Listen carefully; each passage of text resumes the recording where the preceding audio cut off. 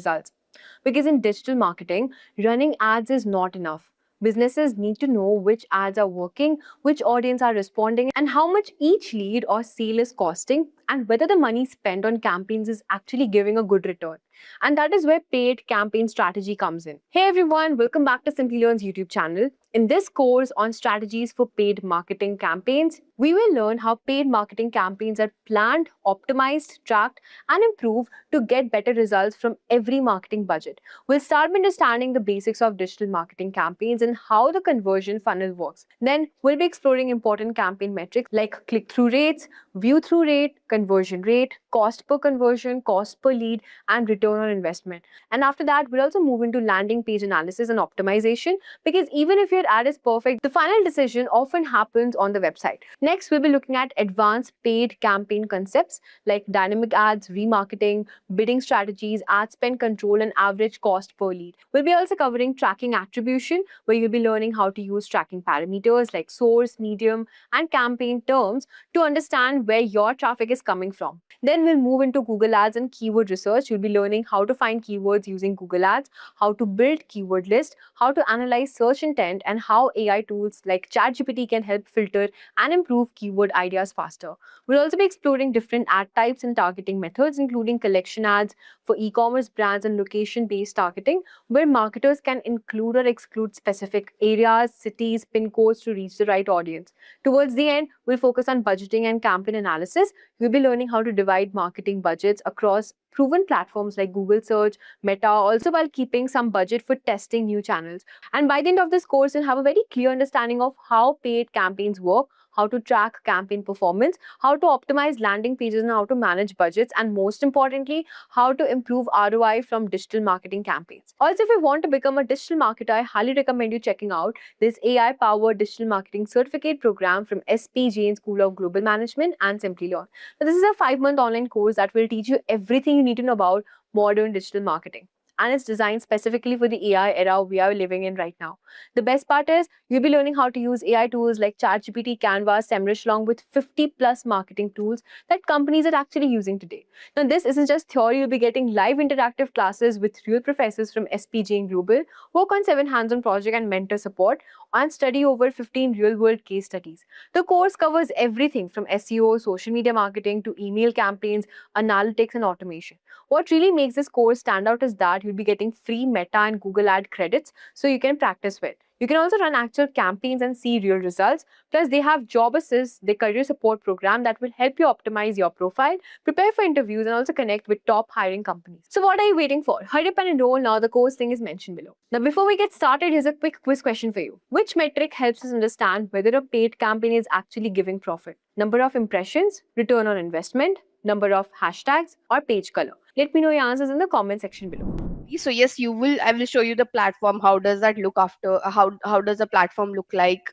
How does the dashboard look like? So we will go through that as well. But because today is our first session, we'll first clear all the basics. Okay. So what exactly is paid campaign or paid marketing? Okay. So there are very how should I say, in digital marketing there are many terminologies for this particular part of digital marketing, which we call as paid campaign. What I'll do is I'll open my Word doc as well along with it, so we can make some quick, short notes. So now paid campaigns, guys, either you can call them paid campaigns, you can call them PPC, you can also call them performance marketing. Okay. People use different terminologies, but basically what exactly is this? Wherever you see some ads running, okay, where you see some ads, when you're watching some video on YouTube, you see some ads that pop up which you can skip, sometime you can't skip. When you're scrolling on Instagram, you'll come across a lot of posts, again, that which you can skip, which you can't skip, like at least you'll have to go through it. So all this ads that you see on different platform, whether it's YouTube, whether it's Instagram, whether it's Google, whether it's Amazon, all of them are part of performance marketing or paid campaigns. So the person who works under this department are those who run ads on all of this platform. Okay. So see guys, you don't have to mug up the terminologies. Even if you understand what it means, and if even if you explain things in your own word, that is very fine. And at least in this industry, no one expect you to mug up things. Okay, you should just know the concept and explain it in your own words. That would work. Okay, so when I talk about paid campaign or performance marketing or PPC, it's nothing but all the ads that you see running. Okay, and you might see everywhere. Okay, with respect to the online media out there. Okay, now this is one of the most, how should I say, right now if I have to talk, this department is one of the most highest paying department and one of the most growing department. Why is that so? Because this is the only way for a business to quickly grow. Like if any business want to grow quickly, uh, one of the way they can do it is with the help of performance marketing. Okay, so like we have social media organic, where you do some posting on social media. It won't grow your business very quickly. Ideally, you have SEO, where you try to rank your website organically on the search engine. Even that would take time. But performance marketing is that department, or paid campaign is that part where you can quickly grow your business. You can run some ads, the person will see the ads, they'll click on it. If they're interested, they will get converted, and hence you would see nowadays a lot of openings coming for performance marketing. Performance marketing has been popular before COVID as well, but post COVID people understood the importance of online marketing and all, right? So uh, I have, like, I kind of vouch for this particular department, because as I said, one of the way people will keep on doing performance marketing is that's one of the quickest way to grow your business. Okay, no nonsense, I'm not talking about awareness and all of that. Yes, it will help you with awareness and all as well, with this, but with overall, with respect to business, whether you want to do awareness, whether you want some leads, whether you want some sales, this is one of the quickest way to do it. Okay, so hence brands spend a lot of money on it. Or if you would go to any startup, okay, you would see brand, when they talk marketing, it's digital marketing. Like let's say it's 90 80 20, 80 digital, 20 offline. And even in that 80% of digital, your 70% is performance marketing, 10% they might be doing some social and SEO. Correct. So that's the importance of performance marketing. With respect to the department, how much does the department pay? As I said, this is one of the highest paying department. I've known for the last 7 years. If you're working with SEO department, if you're working with social media, I still think this department pays you really great, because, as I said, you are growing their business, right? So the client are happy to pay those people who are providing this kind of services. I know many people who do performance marketing on revenue sharing basis. Revenue sharing basis is like, let's say you guys approached me that, ma'am, we want to run performance marketing for our business. So I would say, yes, I'll help you with the service. You don't give me any exact charges, you give me based on how much product I'm able to sell out for you guys. So for each product, I might take some revenue share.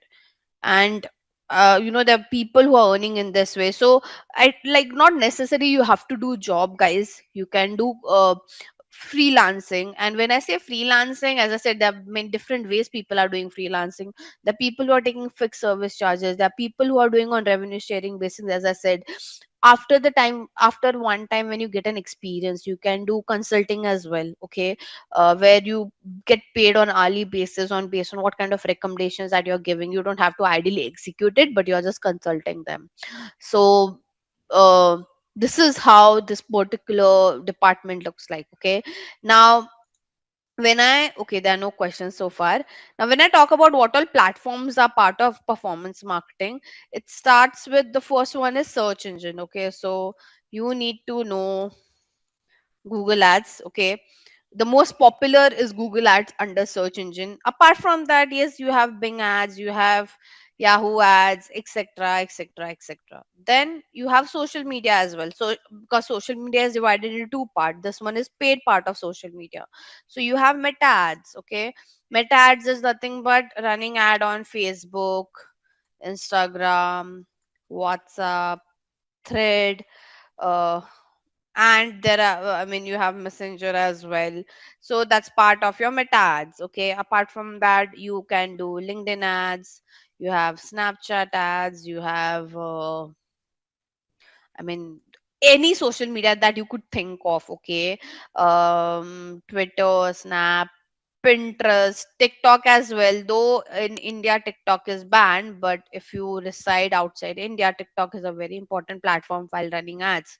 So you have Pinterest, TikTok, Snapchat, Meta. and etc. Okay. Apart from this, you have aggregators. So aggregators, as in you have Amazon ads, you have Flipkart ads, etc. Okay, there's Mintra in India, so you have Mintra ads and etc. Okay, you have something called as programmatic advertising as well. Now, programmatic advertising is, sometimes people consider that under performance marketing. If you're working with a bigger brand, they have a different department altogether for performance marketing, but it is more up for premium brands, okay, to show ads on premium inventories. Okay, this is not for a small business. Okay, I'll talk about this in detail later on, but then there are platform for this as well. So right. And again, it keeps on coming, guys. You can run ads on, let's say you can do nowadays affiliate marketing is also part of performance marketing. So like, this would keep on extending. Okay, you can show ads on, let's say, all this UPI apps like your GPay, all the ads that you see showing up on UPI apps like GPay, Credit, Paytm, etc. Even they are part of performance marketing. Okay, so performance marketing is a very big domain. Like, trust me, I've been working in this industry for such a long time. Even I couldn't cover off. So Tanu, growth marketing, performance marketing. In growth marketing, overall digital marketing that you do, it's more with respect to generating the with respect to growing business. Okay, so you would do performance marketing and growth marketing as well, but you'll do SEO, you'll do social media as well, but more with respect to the ROI perspective. Okay, and again, it has some analytical part as well, so let's not divert over there as of for now. So ideally, your paid campaign consists of all this platform, and there are many more that are there in the market. Okay, now would you tell me that do I have to learn everything? No. Okay, for you guys, for a beginner, the most basic one that you guys should know is Google, and then Meta. Okay, so ideally, if you know Google, it's very easy for you to learn other search engine. If you know Meta, it is very easy for you to learn other social media platform. Okay, so ideally, I mean, I've been in the industry for the while, but there's still some platform that I didn't got opportunity to explore. Like, I didn't worked on Mintra ads yet. Okay, and that's very okay, because again, platforms keep on coming. Now, by the way, you have Apple ads, you have Samsung ads as well. So this will keep on coming. Okay, but if your basics are clear, you can work on any platform. Okay, programmatic advertising, guys, ideally no one can teach you practically, because this are premium platform. You have to work with premium brands. I also learned programmatic advertising when I started working in the international market. So when I started working with Adobe, that's where I got an exposure to learn programmatic advertising.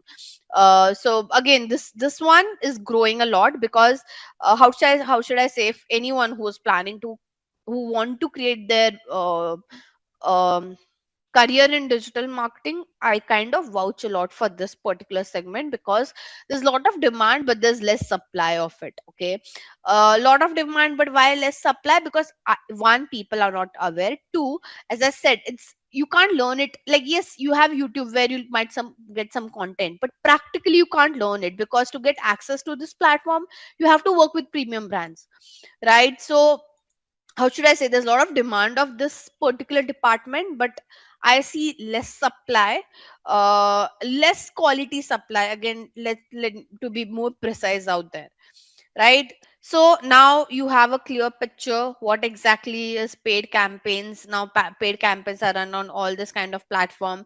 We'll be majorly focusing on Google and Meta, as I said, because it's not, I mean, even it's not, if you have to learn all of the platform, I don't know how many sessions you would need. Okay, so you should just, because you guys are beginner, you should just know the basic level platforms. And yeah, rest, again, see, digital marketing, and especially this particular field, is like, you have to keep on upskilling every year.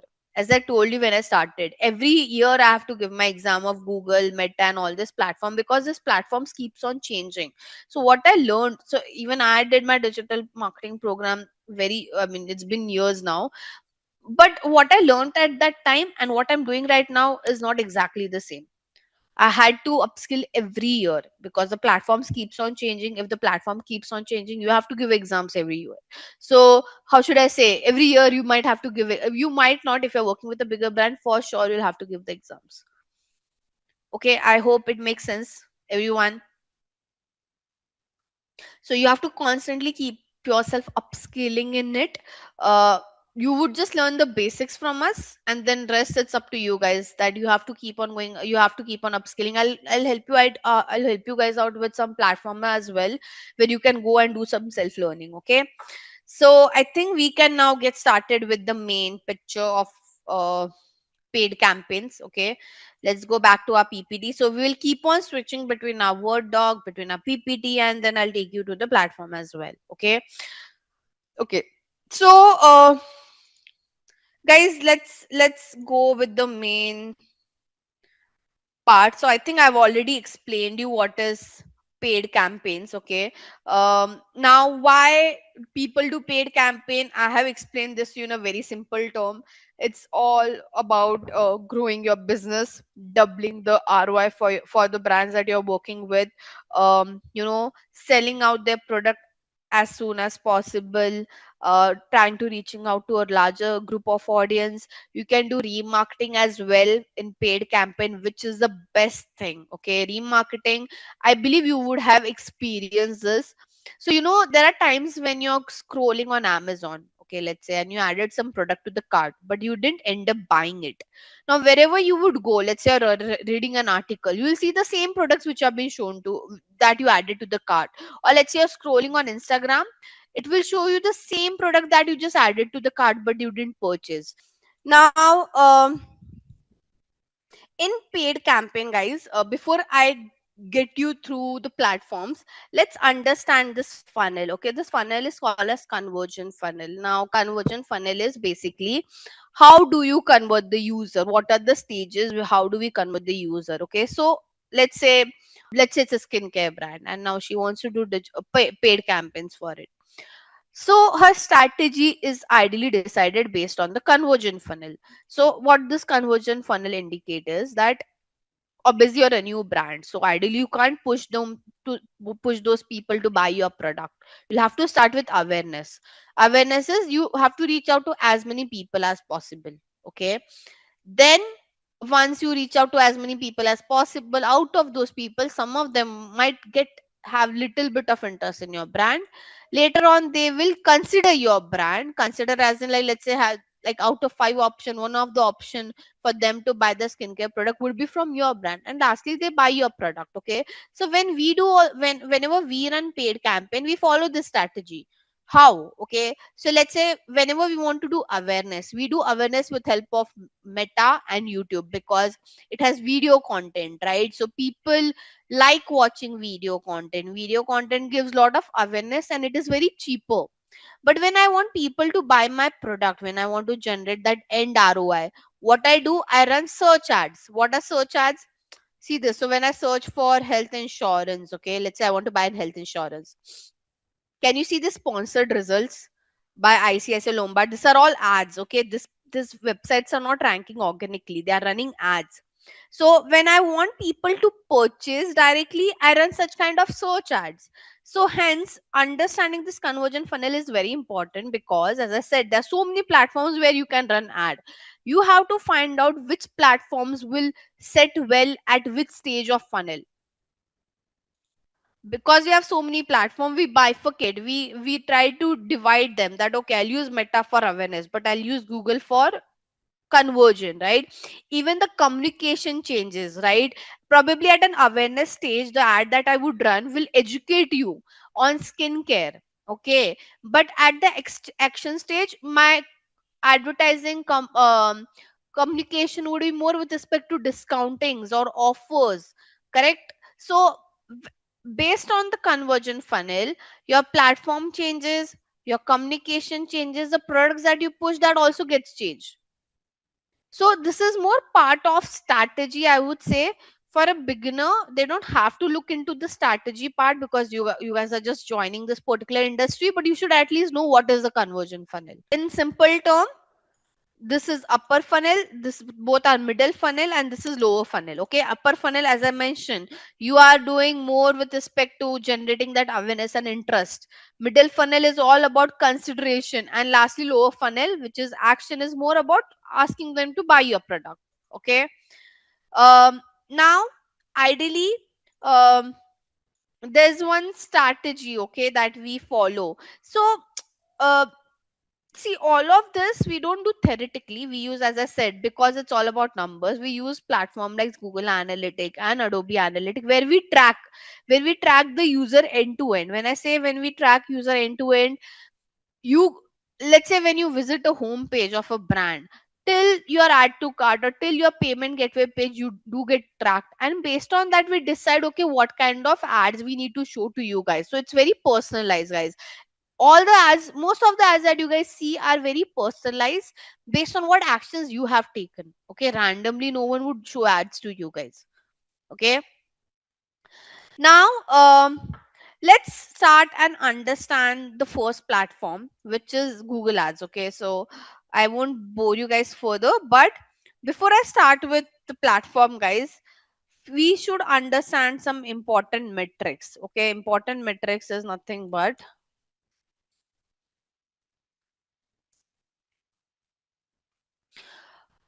how should I say, what would you measure? Okay, we have discussed, we run ads, all of that, but the basic, the core of paid campaign is metrics. Basically, what are you measuring and what do we call them? Okay, so there are different kind of metrics out there, and I would discuss this in an Excel sheet where we'll take a hypothetical example. Okay, guys, if you don't understand anything, feel free to stop me there and there itself. So this is our metrics. Okay, this is some of metrics would need a formula, so I will put the formula as well over here. And yeah, we can get started, and here I'll write the conversion funnel, because as I said, the metrics also changes based on the conversion funnel. So let me just note down the metrics over here: impression, reach, frequency, clicks or link clicks, or landing page view, CPC, which we also call as cost per click or link click or landing page view. Then we have CTR, which we call as click through rate. Then we have engagement rate. We have cost per engagement. We have something called as amount spent.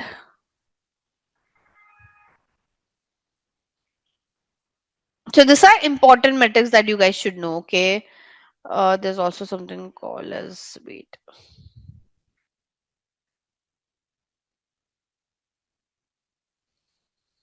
views, cost per view, view through rate, which we also call as VTR, CPV. Then we have something called as conversion result. Hmm. Cost per conversion or cost per sale, sorry, result. And then we have conversion rate or result rate, or then we have revenue, we have AOV, which we call as average order value. Guys, I'm just noting it down for you guys first. Return on ad spend. Okay, so now this, I'll just write for each conversion funnel which one is considered.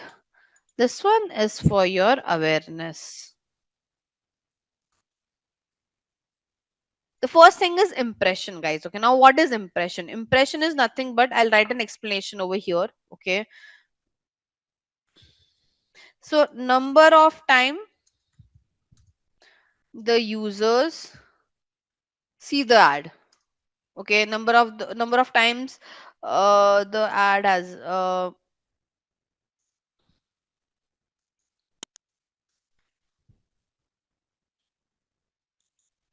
Okay, so number of time the ad appears in front of the users. Okay, basically right now all these brands have got one impression because I'm seeing their ad: ICICI Lombard, HDFC Ergo, Care Insurance. Okay, if I scroll down there are some more ads: Axis, ACO.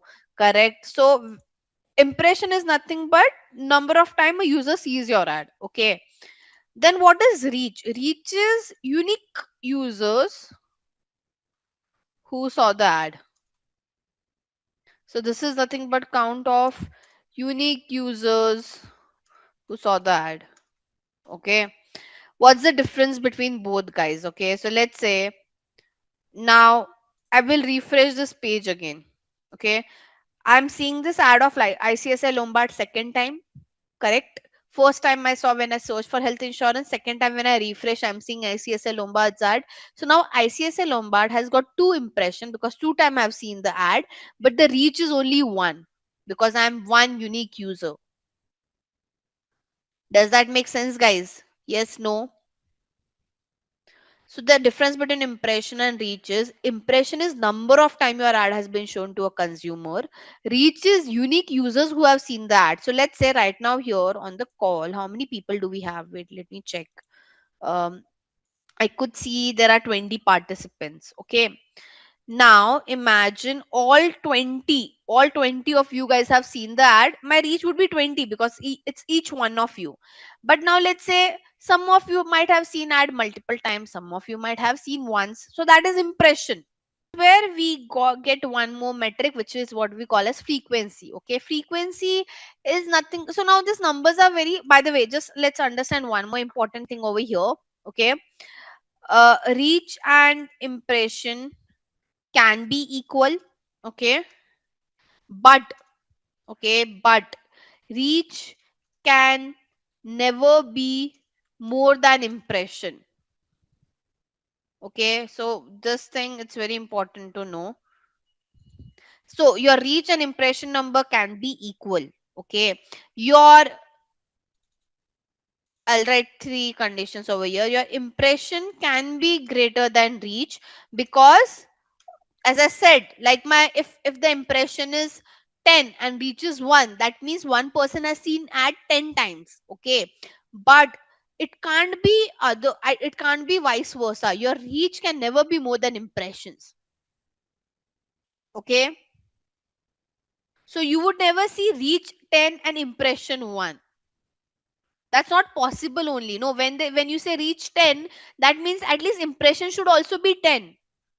So anytime when you're running ads and you see such kind of data, that means there's some wrong tracking happening on your website. So usually we see such kind of misalignment when there's some problem with the tracking. Okay, but as I said, your reach and impression number can be equal. Your impression can be greater than reach, as I said, because one user can see ad multiple time, but it can't be vice versa, that your reach is higher than impression. Okay, now this number, this frequency is nothing but, guys, so let's say I write some random number over here. Okay, can you tell me, like, are you able to understand anything over here? If I ask you guys to explain this to me, can you explain this? No, right? Like it's very difficult for you to do the maths. Can you do a maths over here and tell me, like, quickly, that one person has seen my ad how many times? No, right? Because it's a longer number. Obviously, when we are running ads, we see number much more longer numbers. So it's very difficult for us to do that calculation on the spot. That, one user has seen my ad how many times. That's where we use this metric called as frequency. Okay. So with frequency, you can calculate each user has seen your ad how many times. Okay, I might increase this one more number because, so see this, as I keep adding number, I might add, let's say, 0. Can you see? So it's saying the frequency is 9.77. That means each user has seen my ad at least 10 times. Make sense, guys? So your impression divided by reach is nothing but your frequency. And for your information, guys, all the brands who are running ads on social media and any other platform, they set the frequency. They decide you should see ad how many times. Those again, as I mentioned, randomly no brand would bombard ads to you guys because they are getting charged for it by the platform, right? So imagine all these brands who run paid campaign, they have to give money to the platform where they are showing the ads. They have to give money to people like me as well who run ads for them, so they are paying money twice. So now obviously they won't just blindly spend their money, right? So they set a frequency, they choose at the back end that a user should see my ad how many times. I hope I'm clear. A decent frequency is 3 to 4 times a week. This is a decent frequency. Obviously, you have to go aggressive. You have some sale coming up, which will end in one day sale, end of season sale, whatever, Black Friday. That time will go more aggressive. And you might say, okay, in a day, I want to show my ad 3 to 4 times. But for a normal day, showing ad 3 to 4 times a week is fine. So first I'll cover the awareness part. Now what is views? Okay. Views is related to your YouTube. Okay, so this numbers, view, cost per view, view through rate is for your YouTube. Okay, where you're watching that video. Okay, so basically number of time the user watched the video. It's called as views. Okay. Cost per view is basically how much the brand has to pay for each view. Okay, so again I'll write some random numbers over here. Let's say we have got 1,000 views. Okay, so cost per view is a metric where you can understand how much you have paid for each view. Okay, not fun fact, but one fact for you guys. um it's very dirt cheap to run a video campaign on YouTube because the cost per view is very less. If I have to tell you, the cost per view on YouTube is somewhere around 0.5 paisa to 1 rupee max. INR I'm talking about. Okay, obviously even if you run for other market, the value would be very low. Now I mean it's easier to count to find out cost per view and all, so I'll just write the formula over here. To find out your cost per view, you take your amount spent and divide it by total views. Okay, so let's say I'll write a random number. I'll write 10,000 over here. Let me give a currency sign to this. Okay, now, how do you calculate cost per view? You take your amount spent divided by your views. That is your cost per view. Okay, don't consider this to be like, how should I say? These are some hypothetical numbers that I've just added for your calculation part. Okay, these are not real numbers. This is just like for the example. I'm just randomly putting some numbers over here. Okay, but that's how we calculate our cost per view. Okay, now guys, one more thing. Uh, cheaper the cost per view, better is your campaign performance. So obviously you will aim to get as much cheaper cost per view as possible, right? The cheaper the CPV, the better. Like how should I say? As much as your CPV is lesser, that is better for your campaign, right? Because in that same amount you'll get more views. So you should always aim to get a lower CPC. Instead of saying cheaper, let me just say lower. Okay. Then you have something called as view through rate. Now what is view through rate? View through rate is to understand number of time my ad was shown to a consumer. Out of that, how many people have viewed that particular ad? Okay, now imagine I'm just showing again the same numbers to you guys. Let me just take something, a very different number. Okay, this one. Now we can see impression count, we can see view count.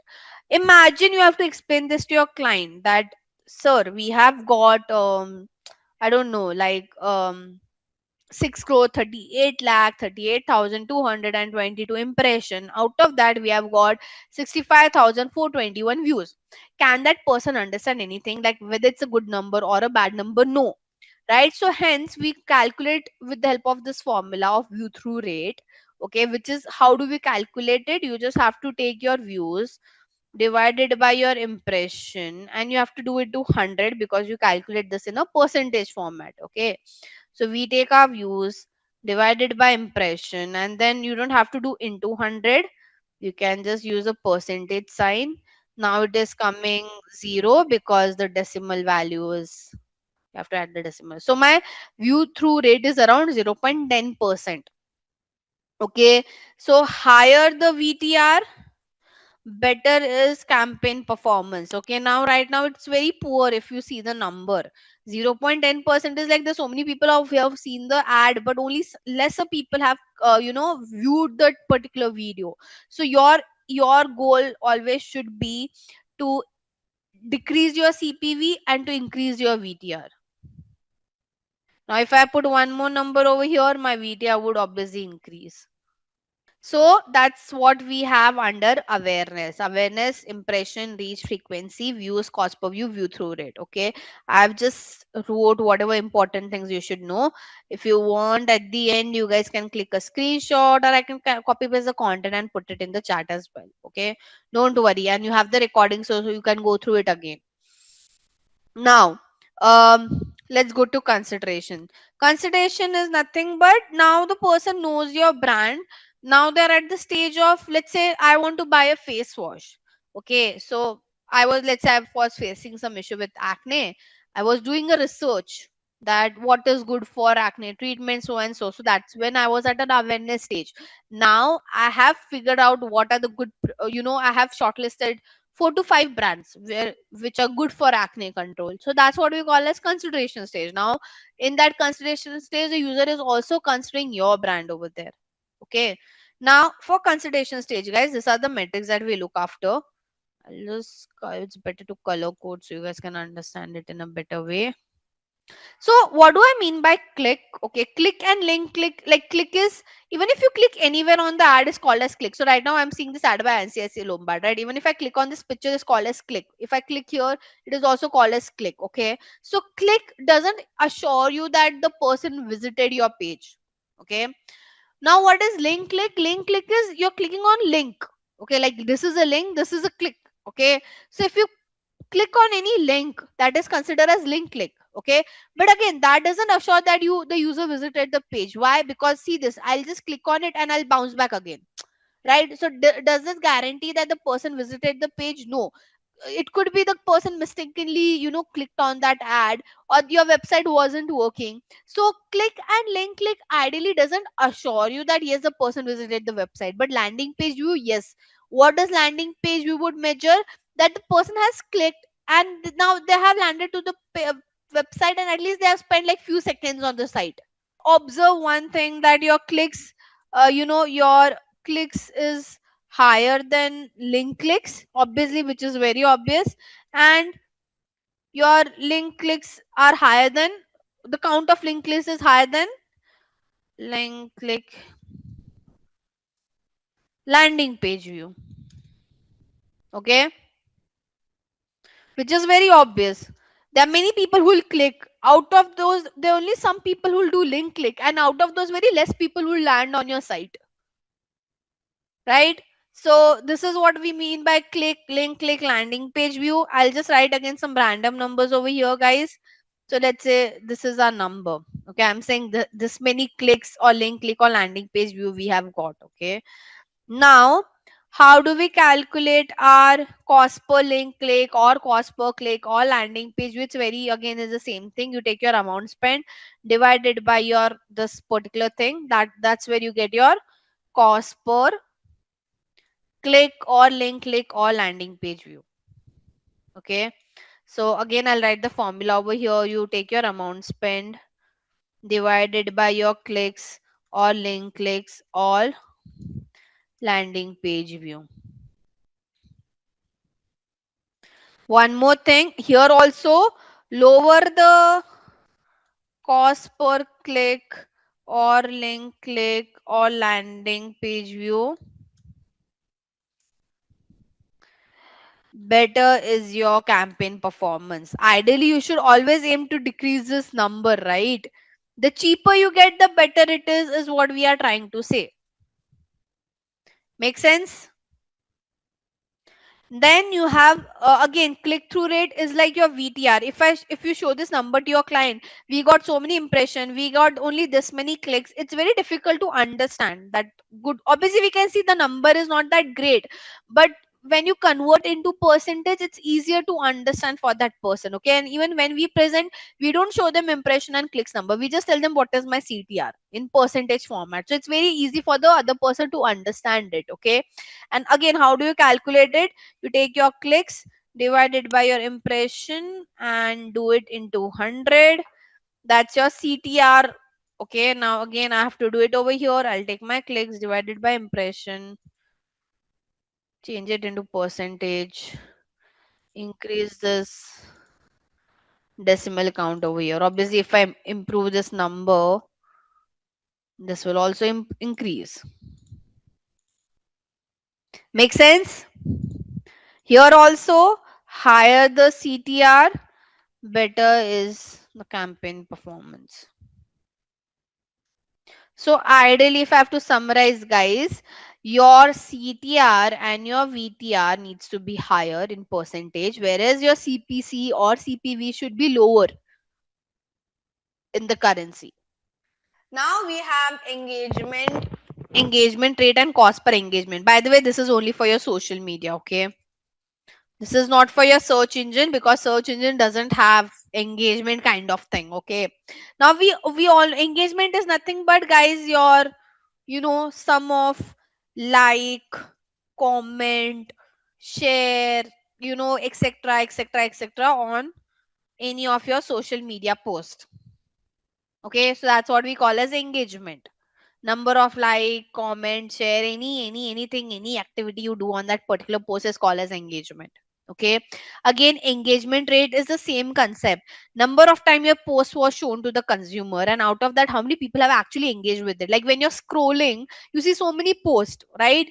So now in ad as well, when you're scrolling, you'll see so many ad, that is your impression. But what would be an engagement? When you like that particular post, or when you comment on that particular ad wala post, right? That is what we call as engagement rate. And again, the same thing, cost per engagement is, let's say I have, I've got this, how this many engagement, I have to find out my cost per engagement. Again, the same thing, you take your amount spent divided by your engagement. So amount spent divided by your engagement. Same goes with your engagement rate. You have to find out of number of time my ad was shown to the consumer, how many people have actually engaged with it. So see, if you would understood this all are similar when we talk about the explanation. The only thing that is changing is the action that one user is taking. In click, you're clicking on that ad. On in views, you're watching that video. In engagement, you are doing some activity on that particular ad, like you're liking that ad, or or you're commenting below that ad. So, but if you see, the calculation with respect to CTR or VTR or engagement rate is same. The concept is same. The calculation with respect to CPC or CPV or cost per engagement is also same. It's just that the action that you're doing is different. Metrics for paid advertising. This doesn't include anything related to organic. For organic, the metrics that we check is completely different. You would be checking um, the online reputation management. There you check a lot with respect to how people are reverting, you understand the emotions, you do social listening and all of that. That is different, that is organic. This is only paid, where you're paying money to the platform to show your content. Now let's go towards the last part. Now this was all awareness consideration, but if I have to talk, most of the brand, at least for Indian market, the reason they do paid advertising is for this, to get that end result. Okay, to get that business like, they, I mean, there are many brands who are very frugal and they don't understand awareness and all. They don't care about how many people have seen my content, how many people have engaged. They would just ask you one thing: how did it this impacted my business, how did my business grew by doing this.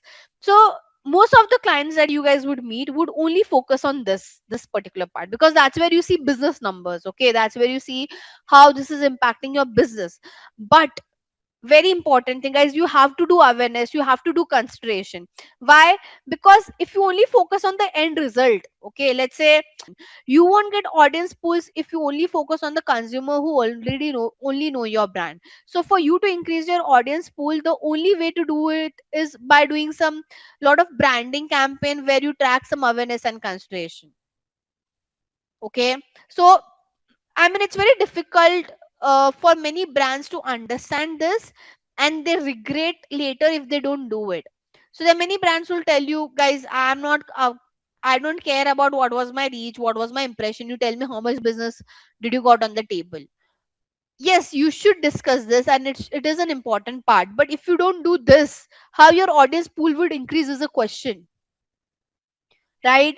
So there are many brands who will just tell you that, okay, let's just show my ad to those who already know my brand and keep pushing our other products to them. So let's do some cross selling and upselling to them. Okay, what is that comes to this particular this makes me let's discuss this, what is cross selling and upselling, because it's very important. Now cross selling and upselling is like, um, so I have bought a face wash from Jessica's brand. Okay, now what Jessica can do is she can do some cross selling where she would ask me to buy a moisturizer, buy a toner, buy a under eye cream. That is cross selling. You are selling other complementary product, right? Let's say if you buy an iPhone, the brand will ask you to buy a charger, earbuds, accessories of that phone. That is cross selling. Upselling is you are selling a more premium version of the existing product. Let's say if you buy an iPhone 16, the brand would ask you or push you to buy iPhone 17 Pro Max or whatever it is. Okay, so there are many brands who will just tell you, let's just show ad to those who already know our business, because it's very easy for us to convert them and ask them to do, let's do some cross selling and upselling and grow our business, grow our revenue. Yes, that would work. But then how your business would in actual grow? No, it won't grow if you're not increasing your audience pool. And to increase your audience pool, you have to do awareness campaign, you have to do consideration campaign. Now, so for the brands who do lead generation and who want to do their app installation, they watch out for this metrics. Okay, uh, by the way, what all brands fall under lead generation? So all the brands who are selling a high um AOV product. AOV is average order value. Okay, if they are selling high AOV product or services, they usually do lead generation, because it's difficult for the consumer to, I mean, I'm not saying that consumers are not buying high AOV products online, they are. But when I say high AOV, I mean like real estate, or like automobile, or your insurance, or education. For all these brands, they do lead generation. When we say real estate brand is doing digital marketing, they do lead generation through it, right? Because would you go online and buy a flat, guys? No, right? Like, let's say a brand show you an ad that buy a flat online, and they ask you to do a 1 crore payment. Would you do that? No, right? If a brand, or if an automobile brand is running an ad and they'll tell you, okay, do the payment right now and buy a car, would you do that? No, right? Let's say for an MBA program, it will just tell you, okay, go to the site, buy a 2 years program. Would you do that? No. So all these brands, they do lead generation with the help of paid advertising. When I say lead generation, they'll take you to the website, they'll ask you to, if you're interested, you have to share your details with them, and obviously they'll have the sales rep who'll call you, who'll talk to you for a very long period, who'll take a lot of follow up, and then if you're interested, you'll get converted. So all these brands, like industry like real estate, BFSI, healthcare, automobile, B2B, they all do lead generation in digital marketing, or specifically in paid campaign. Make sense, guys? I hope you understood the concept. Why lead generation? Because none of you would go online and buy a flat.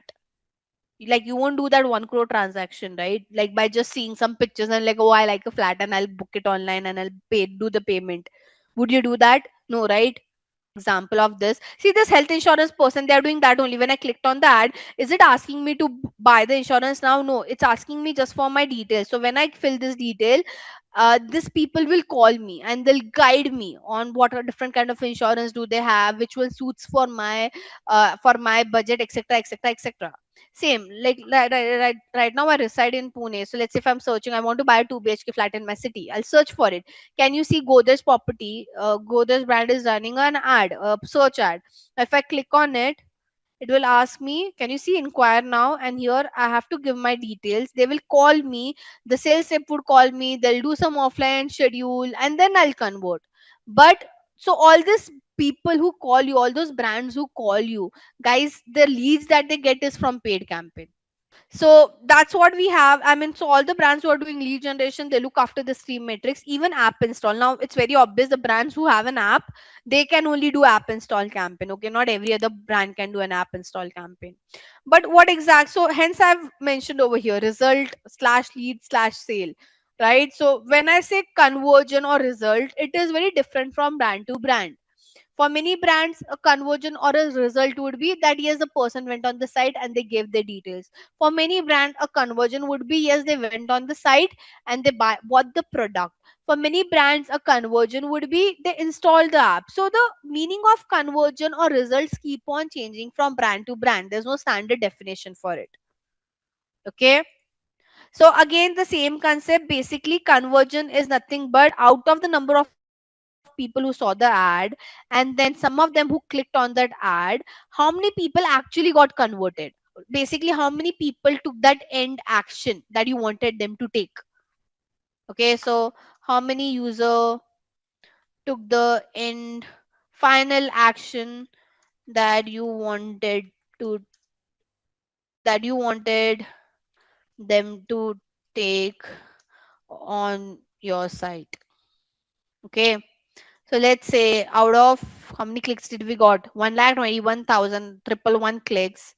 Let's say we got around 411 conversion. So again, the same concept, cost per conversion is where you take your spend divided by this. That is your cost per conversion. If I might just say only 40 people got converted, right? So your amount spent divided by total conversion is my cost per conversion. Again, you have to aim that lower the cost per conversion, better is for your campaign, so that in the same amount you'll get more conversion. Better is your campaign performance. Okay, then same conversion rate, it's for this is now to understand out of the number of people who clicked on my ad and landed to the my site, how many people, how many percentage of people ideally got converted. Okay, so again, how do you calculate this? You take your conversion divided by your clicks now, and then you have to do into 100. So I won't do into 100, I'll just do it in. So 0.03% only people got converted. So you take your conversion divided by your total clicks and then do into 100. Again, higher the conversion rate, better is your campaign performance. Okay, I hope I'm clear. So this is what brands who do lead generation and app install track. They always want that the conversion rate increases, because if conversion rate would increase, more people are getting converted, and that automatically drops your cost per conversion as well. Now for sales, okay, so for all, when I say this is for all your e-commerce brand. Okay, any brand who's selling online, when I say selling online, people can go and buy the product online. For them, they track this number. Okay, for them, yes, they also check how many people bought the product, but more than how many people bought the product, for them these numbers are very important. Okay, starting with revenue. So revenue is nothing but sum of price of all the product that got sold. Okay, basically, let's say you have imagine you have got 40 conversion. Okay, imagine, let's consider this for Jessica only. Okay, Jessica has got 40 she has got 40 purchase on her site. Okay, now imagine she's just selling face wash online. Okay, and each her price of her face wash is around 500. Okay, so her average order value is 500. Let's say that's the average price. So what would be her revenue? Revenue would be very simple. The price of that product into the number of purchase that she has got. So that is what we call as revenue. Okay, revenue is nothing but if you sum all the prices of the products that got sold, that is a revenue. Correct? I hope I'm clear, guys.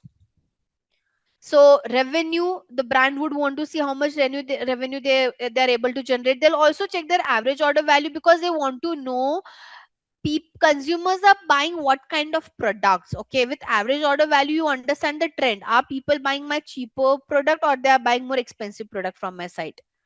Okay, so how should I say, ideally if your AOV is high, your revenue is also high. Imagine the face wash that Jessica is selling is for around 3000. Okay, so obviously her revenue would also increase automatically, right? Let's say on an average the starting price on her website is for 3000, whether it's a face wash, whether it's any product, any skincare product. So don't won't that automatically impact her revenue as well? Let's say instead of 500 I make it 3000. See, the revenue automatically got jumped. Correct? So the brand would want to see how much revenue they're able to generate. The brand would also want to see the average order value. That gives you an understanding that people are buying what sort of product. Are they buying cheaper product, mid-range product, high-range product? So accordingly you can do some cross-selling, upselling to them. Let's say you find out some consumer who are buying very premium products from you guys, so you will only push them some other premium products that you guys have, right? So basically this is to more understand the user pattern on your site. Okay, like this is happening. If you might have heard this, right?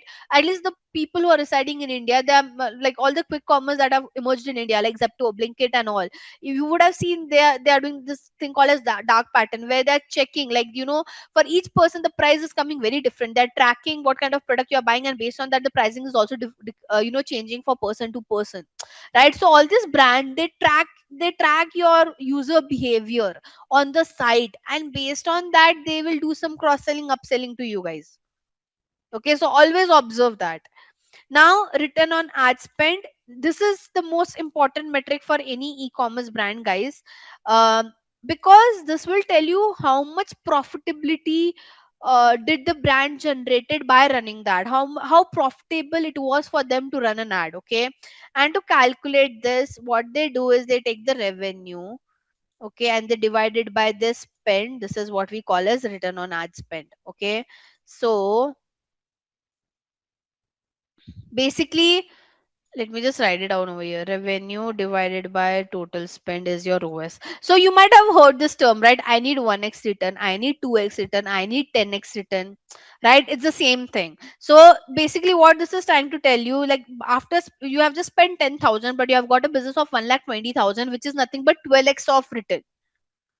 And the brand for them, like all the e-commerce brand, they won't tell you that, oh, go blindly spend my money. No, they'll give you a target, they'll give you a return of ad spend target, that at least whatever ads you're running, we need a basic return of ad spend of 5x or 10x or whatever they want. Make sense? And trust me, after that, they also calculate one more thing called as POS, profit of ad spend.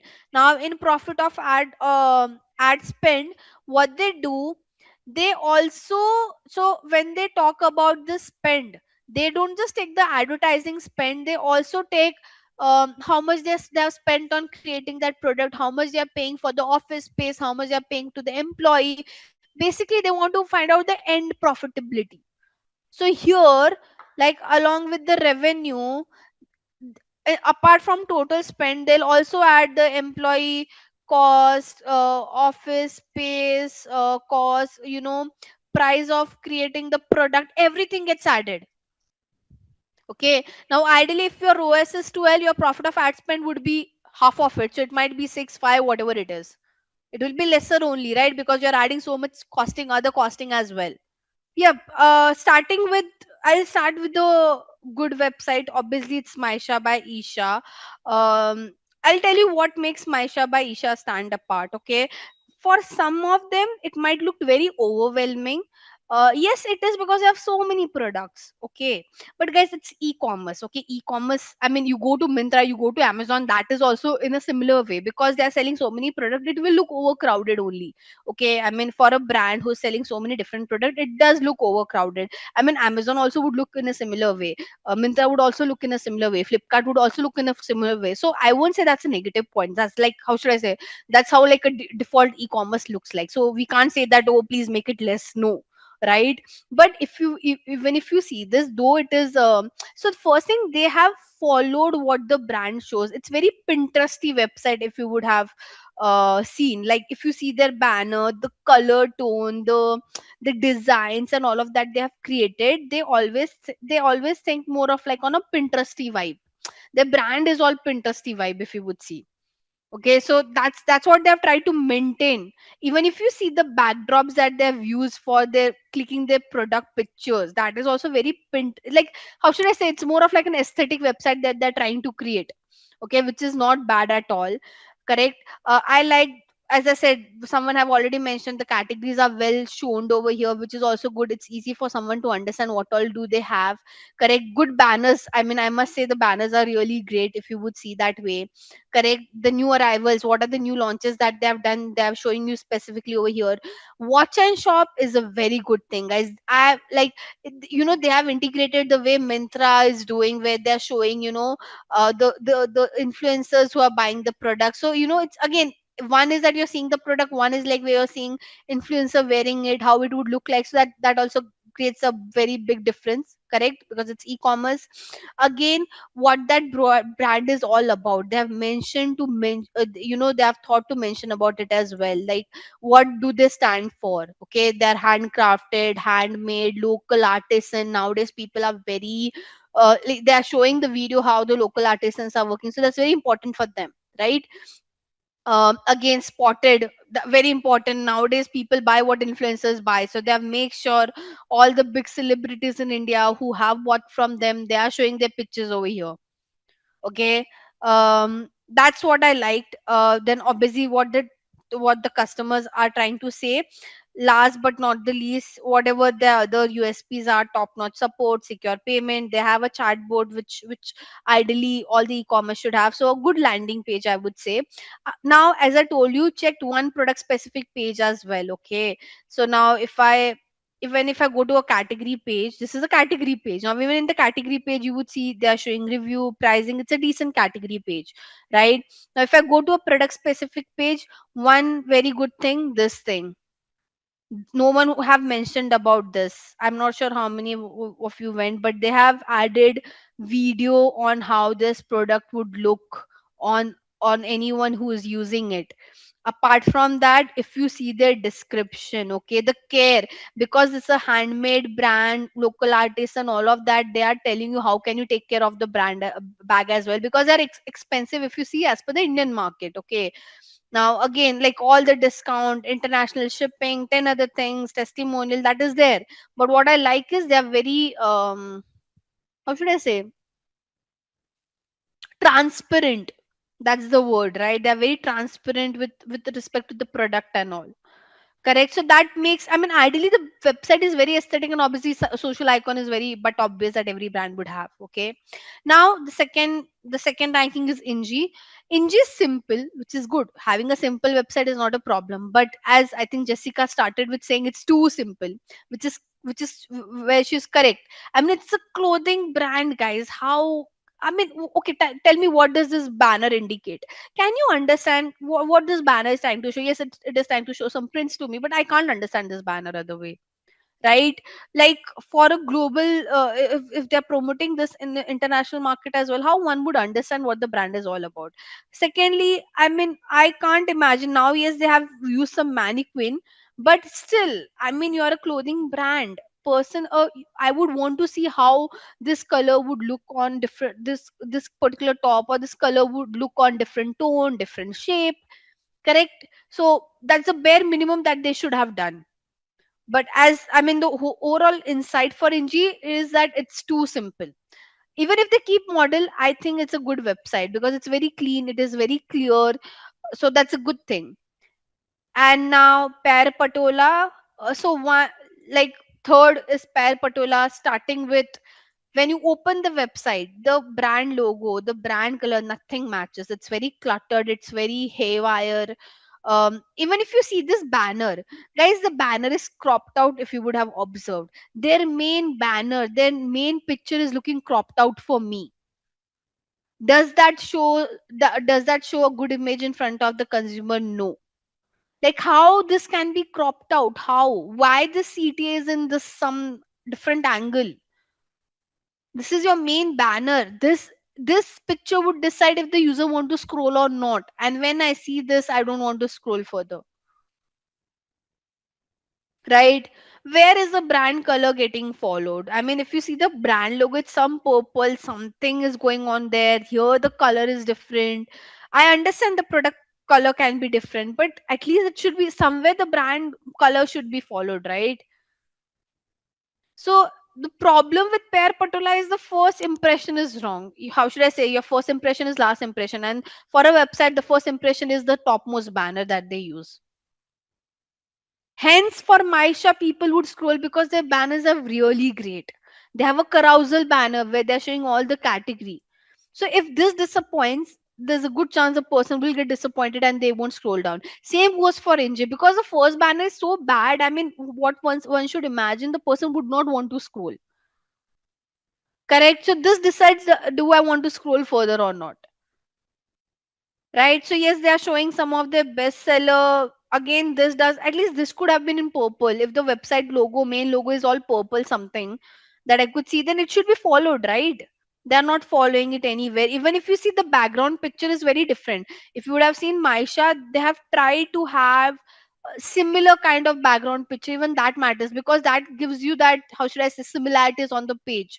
This looks again very haywire, right? Again, no testimonial, no videos, nothing. It's just plain product pictures which have been dumped.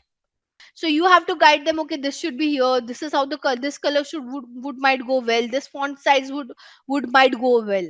Okay. Um, Now again, I think I have mentioned all this pointer, but we'll just reiterate for the very last time. Proper working links, very important. CTA, again, same thing. Proper website page design, unique content. Like Maisha by Isha's website was different than Pair Patola because they added those reels, they added those celebrity picture. They could have also done that. They could have just added product picture and they would have left out. But again, how does your website stand apart from other websites? Right? So you have to make your content unique. Again, speed, very important. Hierarchy is nothing but the way Maisha has categorized the product, right? It's easy to navigate. So easier the navigation, like your navigation should be easy and smooth. The person shouldn't find it difficult to navigate. How should I go to other categories, right? Understanding your customer pulse, the pricing, the videos, again the testimonials that you put. So ideally, even if you check all of this, um, you will create a good decent website. And last but not the least, how easy it is to read your website. Okay, so again, your font size should be big enough to read, right? There shouldn't be overspacing, there shouldn't be underspacing. A clear, ideally clear spacing is something that's been required. You have to follow your color theory, as I mentioned. I mean, Maisha website was all about making it look aesthetic. HDFC was all about following the brand color and the font size. So your font size, font color should be constant ideally. Okay, and it should be user friendly, again, as mentioned over here. uh, don't use, like, you can avoid using bright colors on all the places, but as like, imagine SDFC was using red only at some places. It wasn't entirely a red website. Where all did they use red? They used red only for the icon, they used red only for the CTA and their made headline. Rest of the content was in black and white. So it wasn't like they didn't just incorporated red everywhere, right? Otherwise it would have looked too bad. So I hope you guys are able to understand, right? We have discussed all these pointers, it's just that we are just going through from a theory perspective again. Okay. um Now, element, how should I say, for visual hierarchy, um this is something that more than you, the brand would have the UI and UX developer. Okay, so nowadays there are UI and UX developers out there. They usually look after all this, what are the color and contrast they should use, because they would have better aesthetic idea, to be very honest, how the layout should be, text size, where the media should go, ideally symmetry. So bigger brands, they have the UI and UX people out there who look after all of this. But again, if you're working with some smaller brand, you should have a basic idea. Like, again, this is more of with respect to your instinct, and also you should have some practical idea, that for example, you can't use as I said, like HDFC, imagine they would have put everything in red, it would have looked very bad. Hence they put a combination of red, black and white, right? Again, layout, it can't be in left side or right side, it's somewhere that thing should, which should be in middle. So you have to understand the layout and the placement, where you should put your picture, right? So all of this are basics of website that ideally your developer should know. I'm not saying your developer shouldn't know this, but as I said, you might work with some small brand and they wouldn't know about it. B2B, yeah, let's do one thing. So, digital marketing agency is all about B2B. So, let me search for digital marketing services. Okay. Now, we can just open, I don't know which is a good website. We can open this one, the first ad that I could see. So, it's B2B, right? Someone is looking out for the services. I don't like the website much. I mean, it's directly taking me to a form. No information. Now, see, I'll tell you what's the problem with this B2B website. Okay. As I told you, whenever you do lead generation, guys, try to have one page only. Don't take the user to other pages, because they will get distracted, right? So whenever you do lead generation, create a static landing page. Static landing page is like one page website only. E-commerce, they can't do it because a person is buying the product. But now here, like, they have taken me to this form. Okay, now let's say I will say, let me know more about the brand, so I'll go and read some case studies. Don't you think I'll get distracted when I go to another page? So that's the problem. Now this brand, the problem is they haven't created the static landing page. They should have done that. Let me see some another website if there's any. This one, this one is still interesting, because see, they're talking about all the work that they have done. So at least they're talking about their portfolio, PR, print and OH. But again, it should have been static, I would say. Because for lead generation, you get, see, now it's very overwhelming. The problem is when you take a person to such kind of website where a person can go to other pages as well, it gets very overwhelming. People get distracted. So ideally, even for a B2B lead generation, because B2B also do lead generation, this page is good. I'm not saying the page is not good. The only problem is I'll get distracted over here. And too many color, too many things going on again. I like one brand. I'll show you which brand do I like. If they're running any ad right now. They're not running an ad. This is their main basic page, but I like this brand a lot when it comes to their website for B2B. It's very, so now see this one. Okay. They are showing who they are partner with what kind of e-commerce brand. Okay. If you would see over here, they have listed out all the brand in a very good way. Okay, again, how, what kind of impacts they have created. This is a very clean B2B website is what I would say. Again, they are not running an ad, otherwise we would have seen a static landing page as well. But again, for B2B, it again, it shouldn't be very much overwhelming when you're doing lead generation. It has to be very clear, picture perfect, and again, not a lot of too much color going on. For that one, it was too much color, too many different colors going on. This one is still simple. So they are making sure they're following navy blue, light blue, that's it, and black as their content, text color. So this one is a good B2B landing page, is what I would say. And at the end of the day, they've kept a form. It's just that imagine this to be a static landing page. Imagine they don't have this navigation only. Then this is a good static landing page, I would say. Okay, so today let's just focus on these three topics, and then the remaining part would be covered in our last session. Okay, so yeah, today let's just focus on this three. So starting with dynamic ads. Now, when I talk about dynamic ads, guys, what exactly is a dynamic ad? Okay, so this ads, the name dynamic means that this ads keep on changing based on um, the nature of the user. Okay, so basically, um let's say again, you can call dynamic ads as remarketing ad as well.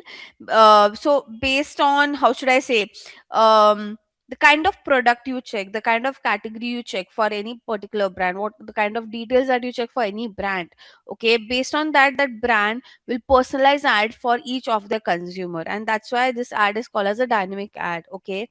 And by the way, I mean, this ad is very popular because as I said, it has product personalization, which is very important. We are with dynamic ad, we do remarketing. If I have to show you a classic example of this would be, so let me see if today I can see any remarketing ads. It will take some time to load. So this is, this all these dynamic ads can be shown on social media platform as well. It also been shown on third party websites and app as well. Right now I'm trying to check if there are some dynamic ads that would appear on third party. This is a third party website, so I'm just trying to see if we can see something on those lines. Let's wait for this to load, but till the time we can cover the other aspects. So yeah, I mean, because you are doing product personalization with dynamic ads and you are doing remarketing, automatically it will improve your convergence, automatically it will improve your sales number. Okay. And it will also enhance your brand value, because um whenever a consumer feel that, the brand is doing some personalization with respect with respect to their creative or copy, that does create a difference. So yes, now when I talk about dynamic ad, guys, few things that determine, or few factors that you have to decide to create a good dynamic ad. First is the budget, because obviously it's an ad, so you'll have to spend a good amount of money for it. Okay. Then obviously type of ad, like do you want to show your dynamic ad in an image format or a video format or a carousel format or a collection format, needs to be decided. It has to be mobile friendly. I mean, whenever you create an ad, you have to think it from mobile perspective as well. You have to also decide your target audience, basically whom you want to show this dynamic ad. Okay. Now let's see if this, it's still not loading. Ideally I see a lot of remarketing dynamic ads over here on this page. I'm just waiting for this to load. Hmm. Hmm. Hmm. Hmm. Hmm. Hmm. Let me see if anything can happen over here. Okay. Anyways, now with dynamic ad, as I mentioned, the major thing that we do is we do remarketing or retargeting, where directly the advertiser would show ad to consumer who didn't convert. Okay. Now remarketing, as I mentioned, majorly when we think of remarketing, it is always showing ad to those who didn't convert, but there are brands who do remarketing to those audience also who are already converted, because again you want to do some upselling and cross selling to them. Right. Now how this dynamic ads, like there are some specific requirement of creating this dynamic ads, and I'll take you through each one of them. So if you want to run this dynamic ads on social media platform like Meta, okay, or any of the Meta platform like your Instagram or Facebook, these three things are required. Okay. Without these three things, you can't run a dynamic ad. This is how your ads manager would look like. Okay. This is the backend where all the bigger brands, they create their campaign on this part. Okay.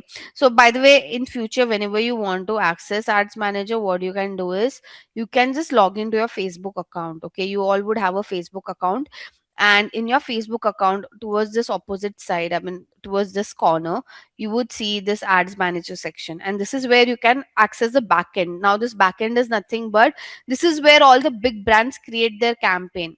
Right. So this is where we create the ads, and that's how you see those ads on when you're scrolling on Instagram. Okay.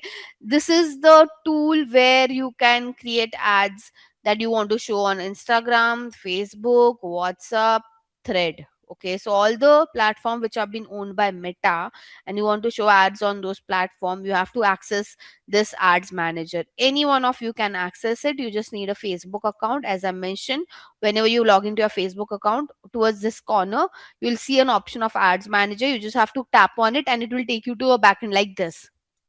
Okay, I hope I'm clear.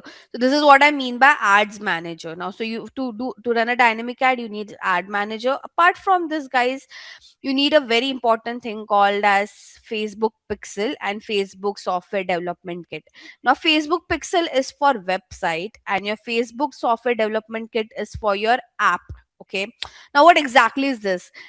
This are codes which also this ads manager will give you some codes that you need to place on your website. Okay, now why you have to place this code on the website? Because imagine, guys, let's just only talk about Facebook right now. Ignore other platform. Okay, imagine, we'll take the example, launch her website. She has a brand now.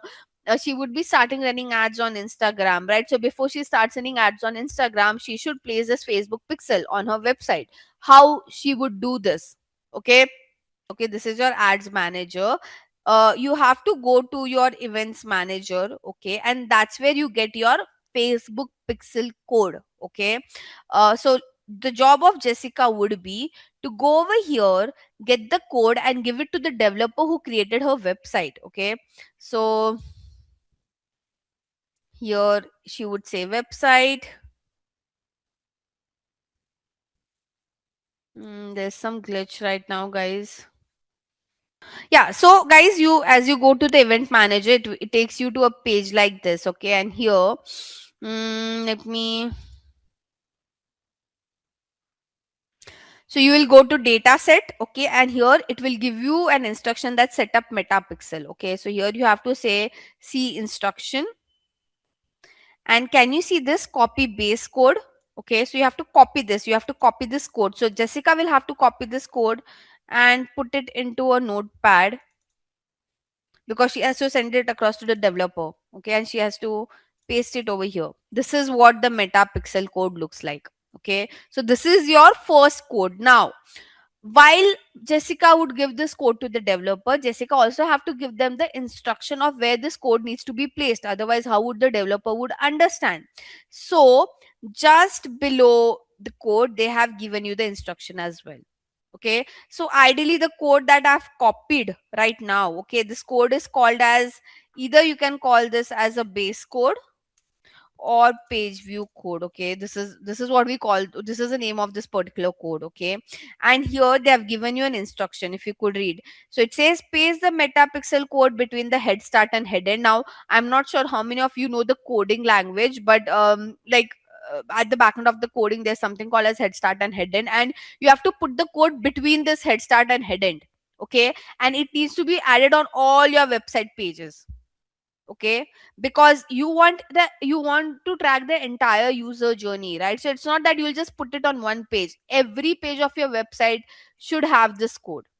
This is just like one code. Okay, this is just like your base code or a page view code which goes on each and every website, every page of your website. But to track specific action that the user does on your website, let's say if the person is adding product to the cart, or they are doing checkout, or they are doing they're landing to the payment gateway page, there are separate codes for that. Okay, and where do we find that? So for at least for Meta, right now I'm just focusing on Meta, so I'm not talking about other platform.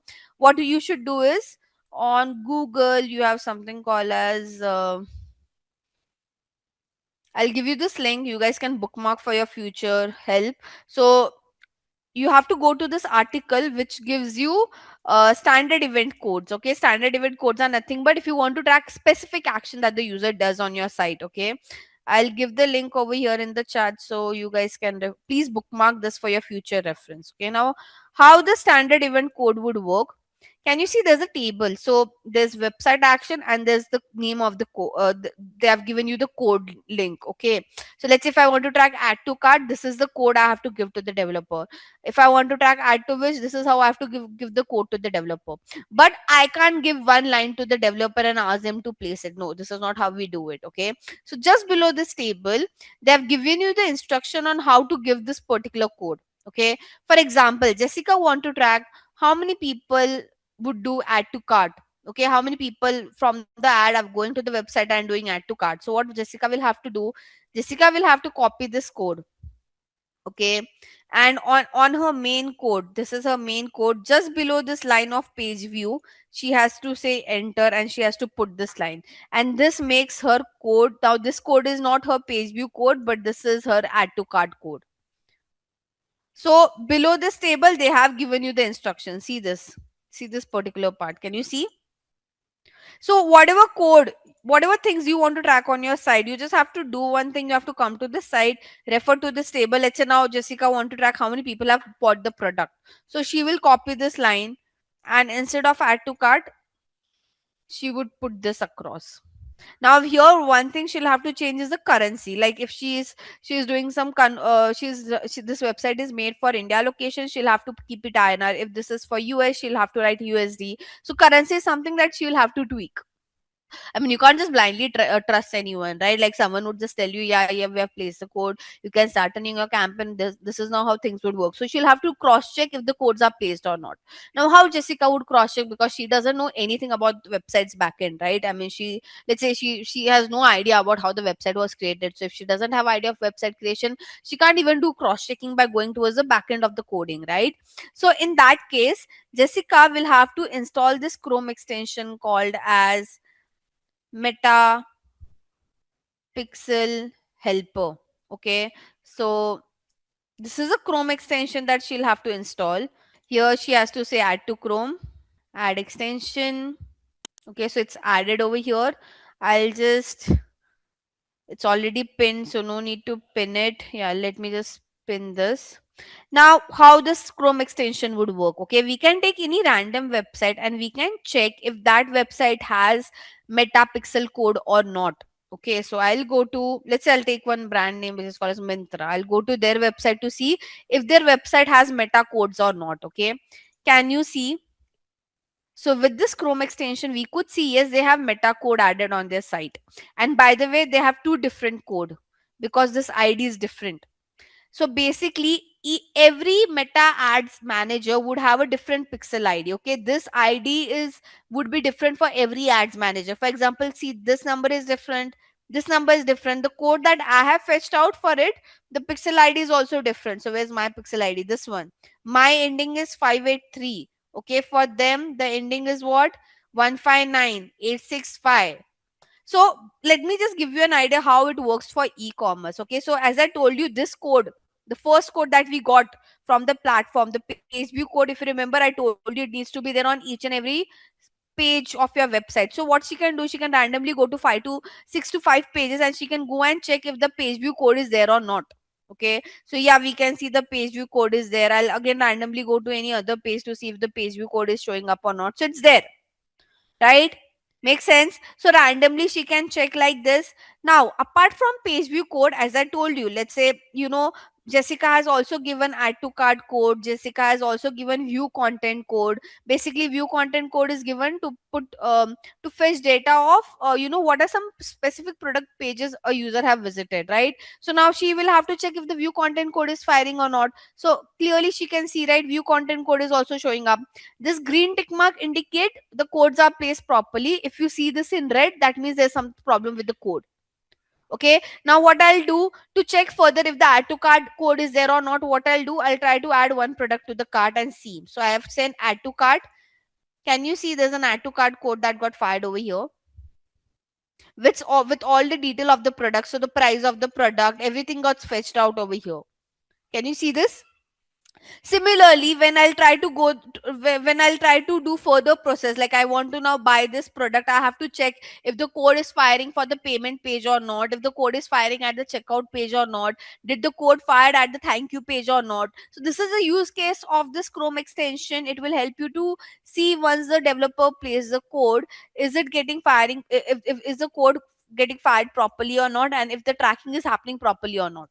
Let's go to the next part, and then there's something called as product catalog. Now product catalog is okay, basically again on your ads manager, guys. So this is my ads manager. There is something called as commerce manager. Okay, so we can't, like I told you, right, you will see only those products as an ad, basically those products which you guys have checked on. Let me see if it's still appearing or not. I mean, I'm not sure what's wrong with this website today. Usually it does show the content. I mean, it's still not loaded yet today, sadly. Anyways, coming back to my point, I'll keep this page the way it is for some time again. uh so try to understand, guys, that whatever products that you guys see when you're scrolling on Instagram, most of those products, as an ad that have been shown to you guys, are the products that you just checked recently. Okay, now those details are not fetched from your website, but those details are fetched from your commerce manager. Okay, Google have something called as merchant center. On Meta we have something called as commerce manager, and there, that's where what brand do. I'll just show you what usually brand tend to do with it. So this is the, sorry, commerce manager, and they create a catalog. Okay, so I've created some lot of dummy catalogs over here. I can create one for you guys as well if you would want. mm, so I'll create a new catalog to show you this. Okay, so here you can just say add an account, right? So you can say create a catalog, and you can mention what you are promoting. So if you're promoting some online product, you can choose that. If you're promoting some local product, you can choose that. Even for travel, property and auto, we can create a catalog.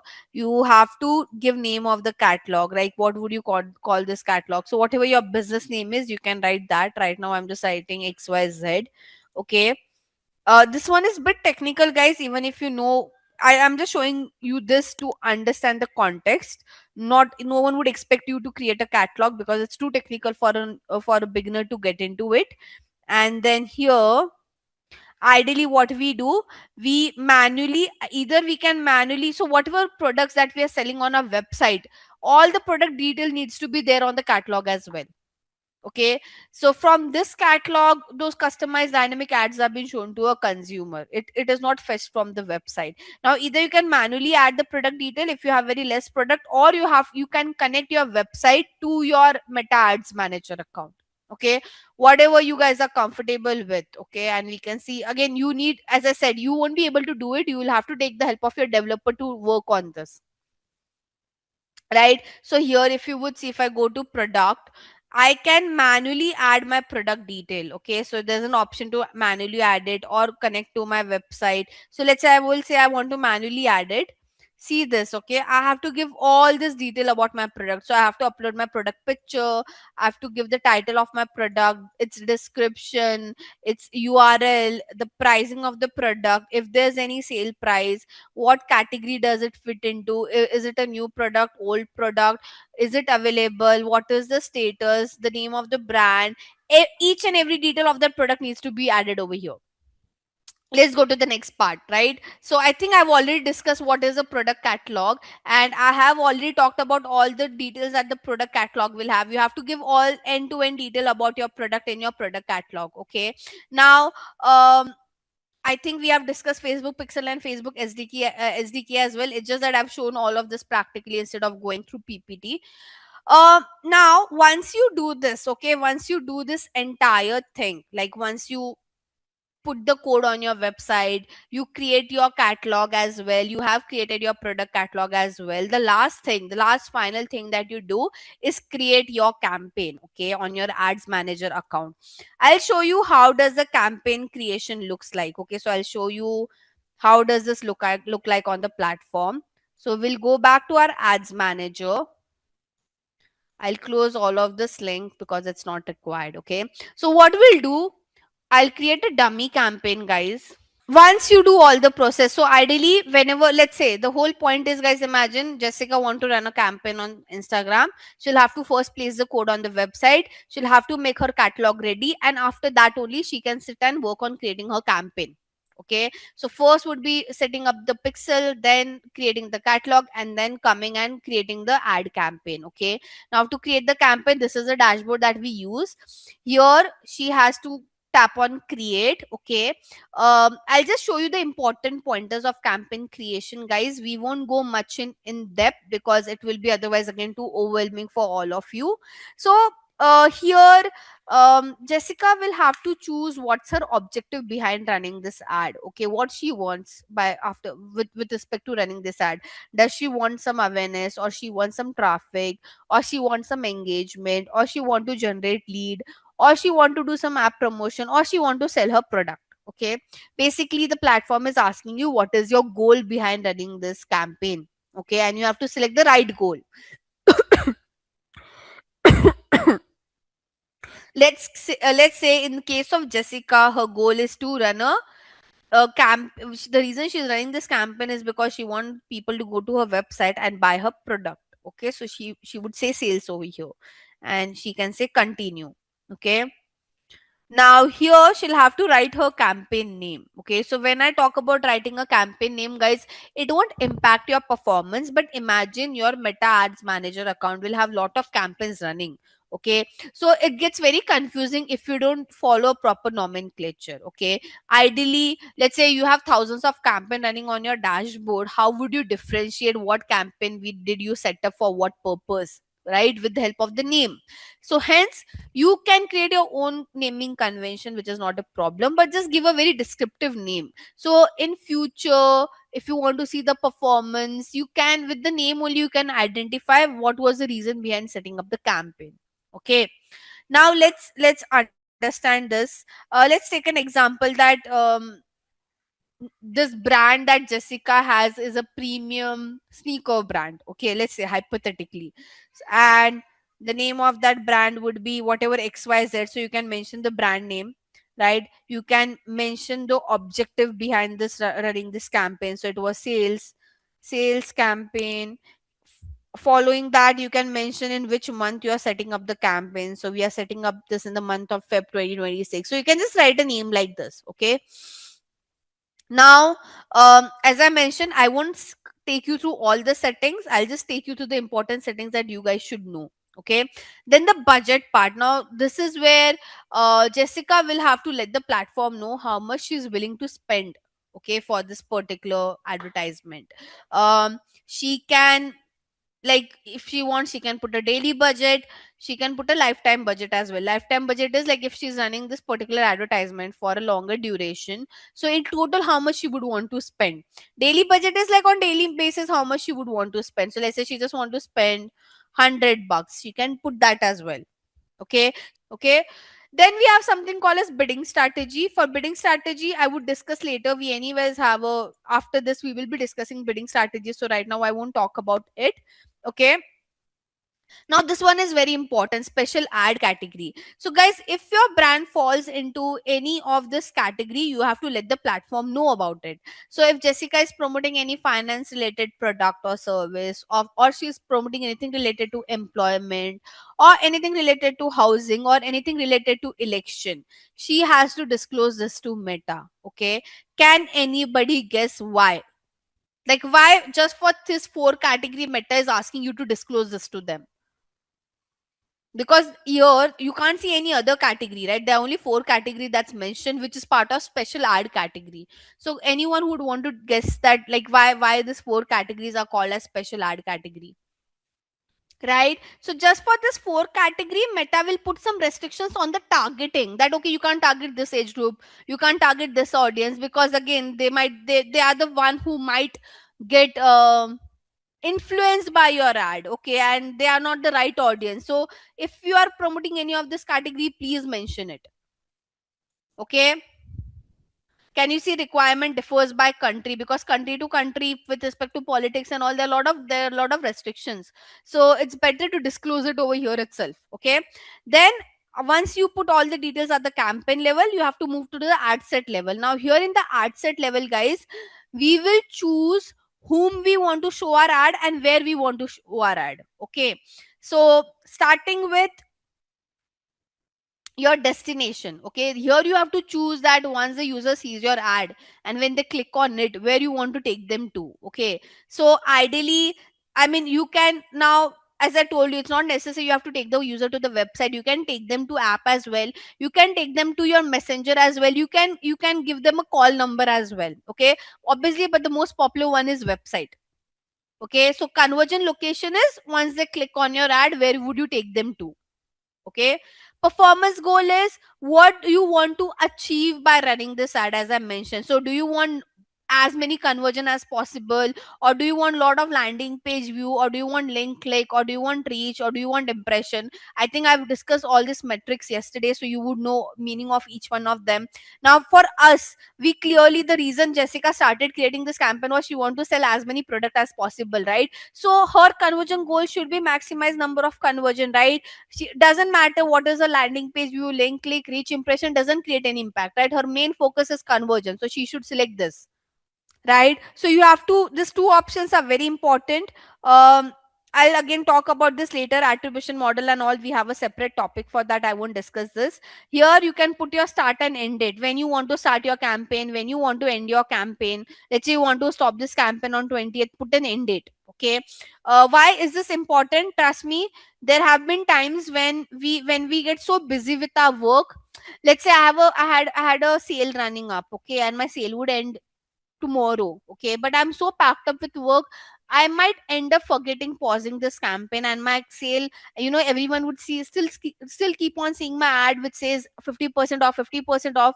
But ideally, once the user go on the site, there's no 50% off, right? So that creates a lot of problem, and the client would bash you for this if they see that the sale has been ended but your campaign is still running.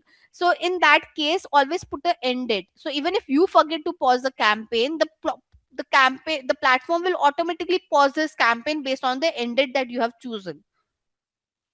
Clear? So you have to put the end date. If you are not sure about the end date, then don't put one, okay? If you think this is a campaign that will keep on running and running and running, then don't put an end date to it, not mandatory, okay? Now this is the most important part, which is your audience, whom you want to show your ad, okay? And by the way, here you see your audience size. So what is the, like, based on the targeting that you will create, it will show you the audience size, like how many people your ad can be reached out to, okay? This is not that I'll be able to reach out to so many people, okay? Because to reach out to so many people, I have to spend that kind of amount as well, okay? Now, with respect to the audience targeting, guys, let me just give you an idea. On Meta, you have three kind of audience targeting: saved audience, lookalike audience, and remarketing audience. Okay. Now, saved audience is where you have to create your audience from scratch. So you have to create your audience starting with adding all their age, gender, interest, behavior, um, location. So you're creating an audience from scratch, is what I'm trying to say. We also call them as a prospecting audience. People who might know about the category and all, but probably they wouldn't know about your brand. Okay. Remarketing audience, I've already talked about it. Show ads to those audience who checked checked out your brand but haven't converted yet, have not like they haven't done any transactions, so but have not made any transactions yet. Also, you when you do upselling and cross selling, you do with the help of remarketing only, okay? So there's no difference over here. Look like audiences. Now I would just show you the saved audience. Look like and remarketing is again bit advanced, so we won't go over there for now. Let's just focus on saved audience. For look like and remarketing, you should just know the meaning of it. Now, how to create a saved audience? Just observe what I'm doing, and then we'll take a break. Okay, so this will take at least 10, no, let's just cover this entire meta part and then we'll take a break. Okay, so now here you have to say further limit the reach of our ad. So we have to create it from scratch. Now can you see it starts with location? Now please observe this very carefully, okay? Jessica want to show this ad in Mumbai, like, so with location, guys, you can target countries. Okay, so let's say I want to show my ad in United States, I can do that as well. Can you see? I can target entire United States. Okay. If you want to show ad in multiple states, like let's say I want to show my ad in Gujarat. It's one of the state in India, so I can say Gujarat. If you want to show ad in a specific city, like let's say Pune, Pune is my location, so I can say Pune. Okay. Let's say you just want to show ad in a specific area of your city. Okay. Like I want to show this is where I reside, so I can put my pin code. Can you see this is the area where I reside? So it is showing my ad on this pin code. So you can go as low as pin code and address as well, which is a very good thing, right? So it's not necessary you have to show ad to the entire country. Let's say you have opened a salon today and you just want the people who reside nearby that salon should know that there's a salon that has opened right now. You can just target the specific pin code and that's it. Okay. Apart from include, you can exclude the location as well. Okay. So now let's say I'll just remove this pin code. Let's just again let's say I want to target my entire city, but I don't want to show ad in my pin code. Okay, what I'll do, I'll choose exclude. I'll add my pin code over here. Can you see it's showing red in red over here? This one. Can you see this? So my entire, like for my city, it shows. If I zoom out, can you see this is my entire city that I'm trying to target, but my particular area has been excluded. You can do location, add location in bulk as well. Just choose what you're adding. If you have a pin code, choose your country over here, put all the pin code, and it will do pin code level targeting. By the way, any changes that you would make on the targeting, this audience size would also change. Okay, I hope I'm clear with this. So for now, let's say I just want to show ad in my city. I'll remove each one of them. Okay, you can choose whatever you would want. Now age targeting, as I mentioned, you can choose what age. See, now if you would have chosen, guys, if you would have chosen any of the special ad category, it would have restricted you with the age targeting. It probably would have not allowed you to target below 18, right? So because we don't fall under special ad category, we have freedom to target whichever age group we would want to. Okay, so you can choose the age group. Obviously, guys, see, all this targeting that we do, we are not the only one who decides it. We have to do the targeting, we have to show it to your client. The client will have their own perspective and we have to follow what they are also saying. So you and the client should be on the same page when you're doing your targeting. I hope I'm clear. So that's how you can select your age, you can select the gender. Uh, and now, ideally, just choosing location, age, and gender is not enough. Hence, Meta has also given you one more section of detailed targeting. Okay, so here you can add more demographic, interest, and behavior characteristics. Okay, so now we'll do the last part of the targeting, because as I said, just targeting age, gender, all of this is not enough. Okay, so now with targeting, guys, there are few thumb rules.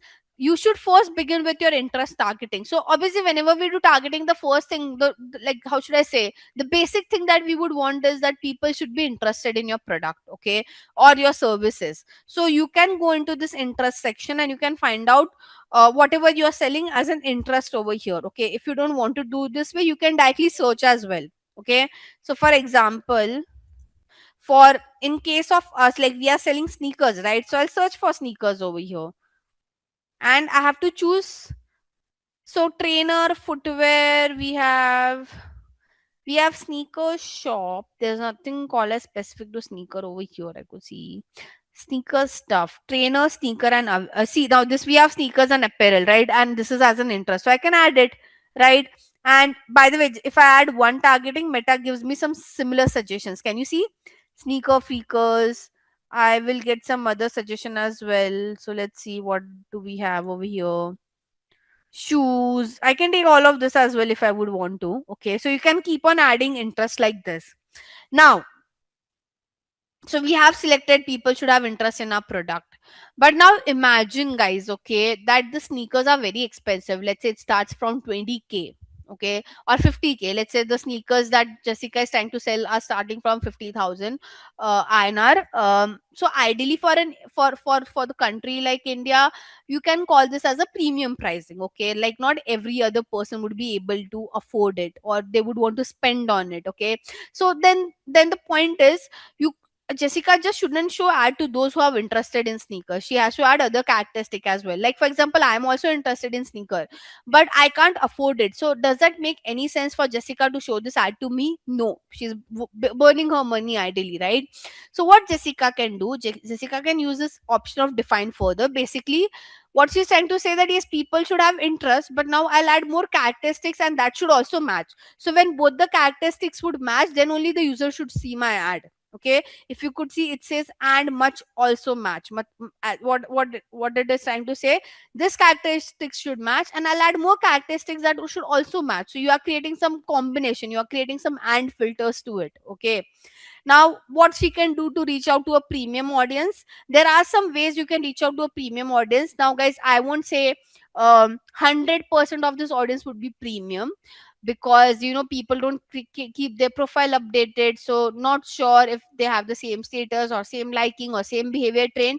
But at least like 40 to 50% of the audience would be quality out of it. Okay, so in your demographic, guys, you have so many options. Okay, can you see education? So now let's talk about education, guys, and I would want you guys to give me a feedback. Can anybody tell me, I want to reach out to a premium audience within education? I have three options. Okay, so I can target people based on what um you know what what exactly they are studying or what they have studied, what colleges they have visited, and basically um their education level, like how should I say, they did their bachelor's, etc, etc, etc. What do you think, what should I select out of all this? Like what would make the audience bit premium? Would the education level decide if that audience is premium or not, or would the kind of degree they have got would decide they are premium or not, or the colleges they have visited? What you can do, you can target people based on the colleges. So you can just search for the college's name. For example, in India we have Indian Business School. So ISB, let me see. I'm not sure why is it not reflecting. What? Yeah, so I can see I am right now. We have SP Jain as well. Let me see. I don't know. There's some glitch today. But yeah, let me just select one for now. And by the way, if I choose one, it will give me some similar suggestions over here. Can you see Indian School of Business? And it is all showing under schools and university. By the way, here also it should show school and university. Imagine Nursi Munji says interest. That mean I'm interested to study in this college, not that I'm studying in this college.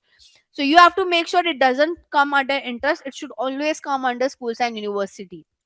Now what's the next thing that we have? Again, we'll go under the demographic to see what do we have.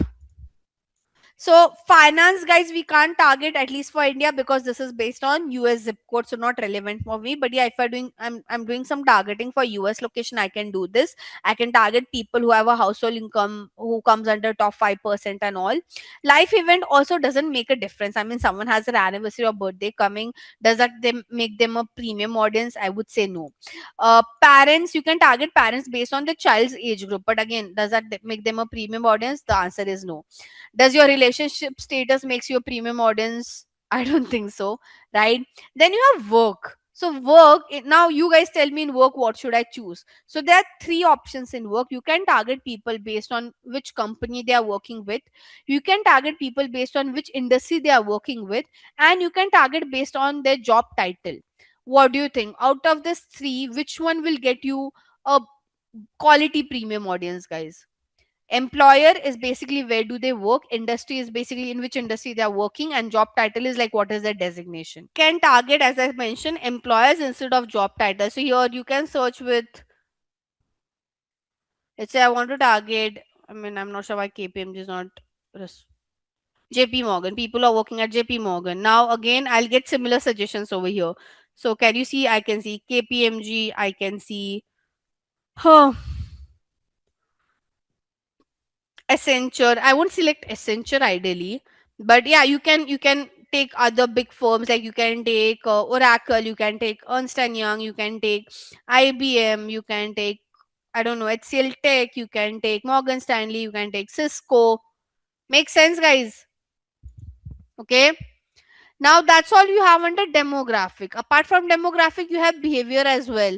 Now in also here there are some targetings which can make you reach out to a better audience. So let's say in class consumer classification, guys, we have, by the way, mobile device user, we, you know, it used to work before the iOS 14 update, but after iOS 14 update it is very difficult to precisely show ad to those audience who are using iOS device and not Android. So before COVID, it was a great targeting. Now it isn't. Okay, but you still have other options like consumer classification. Like in India, I can show ad to people who prefer high value good, who have high taste. I mean, who have expensive taste. Now again, it they have been categorized based on how they have reacted to different content on the platform or the kind of pages they follow and all. You can also target people based on purchase behavior. As I said, engage shopper. Now these are the people who frequently tap on shop now buttons and all. Okay, you can also target people who travel international frequently, right? Instead of just targeting people who travel frequently, you can just be more specific by targeting people who travel international frequently. So yeah, I mean, that's how you can create your saved audience. Like you can create a different permutation combination for it. And by the way, whatever you select doesn't mean it will work well. You have to do lot of A/B testing, guys. Like there are so many options, there are so many targeting. So we keep on doing A/B testing. No one can sit in front of you and tell you that this will work for sure. No, for brand to brand, for category to category, the targeting varies, the communication varies. So you have to do your own A/B testing to find out what works for your brand and what doesn't works for your brand. Okay, so that's all we have under targeting. Last thing, you can choose language as well over here. So again, it's up to you guys. If you're showing ad in Japan, the language should be Japanese and all of that. Okay, last but not the least is your placement. Now this is where you choose where you want to show your ad. So right now we just selected whom we want to show our ad. Now we would be selecting where we want to show our ad. So here you can choose your device. If you want to just show ad on mobile or desktop, even on mobile, if you just want to show ad to iOS device, you can do that. Okay, it's up to you guys. Now, because if you're a premium brand, I think there are many people who prefer showing ad to audiences who use iOS instead of Android. I'm not saying Android people are not rich, but you can do an A/B test and find out by for yourself. Okay. Platform, here you can choose where you want to show your ad on Facebook, Messenger. WhatsApp is still getting integrated, so hence it's not appearing for now. But yeah, you have Instagram. Audience network is third party websites and apps. So Meta has collaborated with a lot of third party websites and app where you can show your ad. There are many brands who are a bit scared to show their ad on audience network because Meta doesn't disclose that on which websites and app your ad would be shown. So imagine if your ad has been shown on some wrong website, it would impact your brand image. Hence, I mean, for the brands that I work with, they usually ask me to turn off audience network. Okay. Now here in placement, you can choose also, like now you have chosen platform. Let's say I just want to show ad on Instagram. So in placement, you will choose where you want to show your ad on Instagram. Like what section of Instagram? Like do you want to just show ad on feed, or you want to show ad on stories and reels? Where exactly you would want to show your ad? Ideally, at the ad set level, we choose our conversion location, like where we want to take the user to, what is our end goal that we want to achieve, whom we want to show our ad, basic the entire targeting, and where we want to show our ad, like which is where we create this final ad over here. But what we can do, we can take a break now, and we can get back at 9, and then we can start at 9 again. I'll give you a 13-minute break. I hope that works, guys. So now we'll move towards the final stage, which is creating our ads. Okay. Now for ad creation, guys, it's pretty easy. You just have to fill in the details over here. It's not that complicated.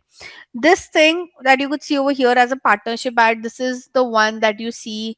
Let me just show you what exactly is a partnership ad.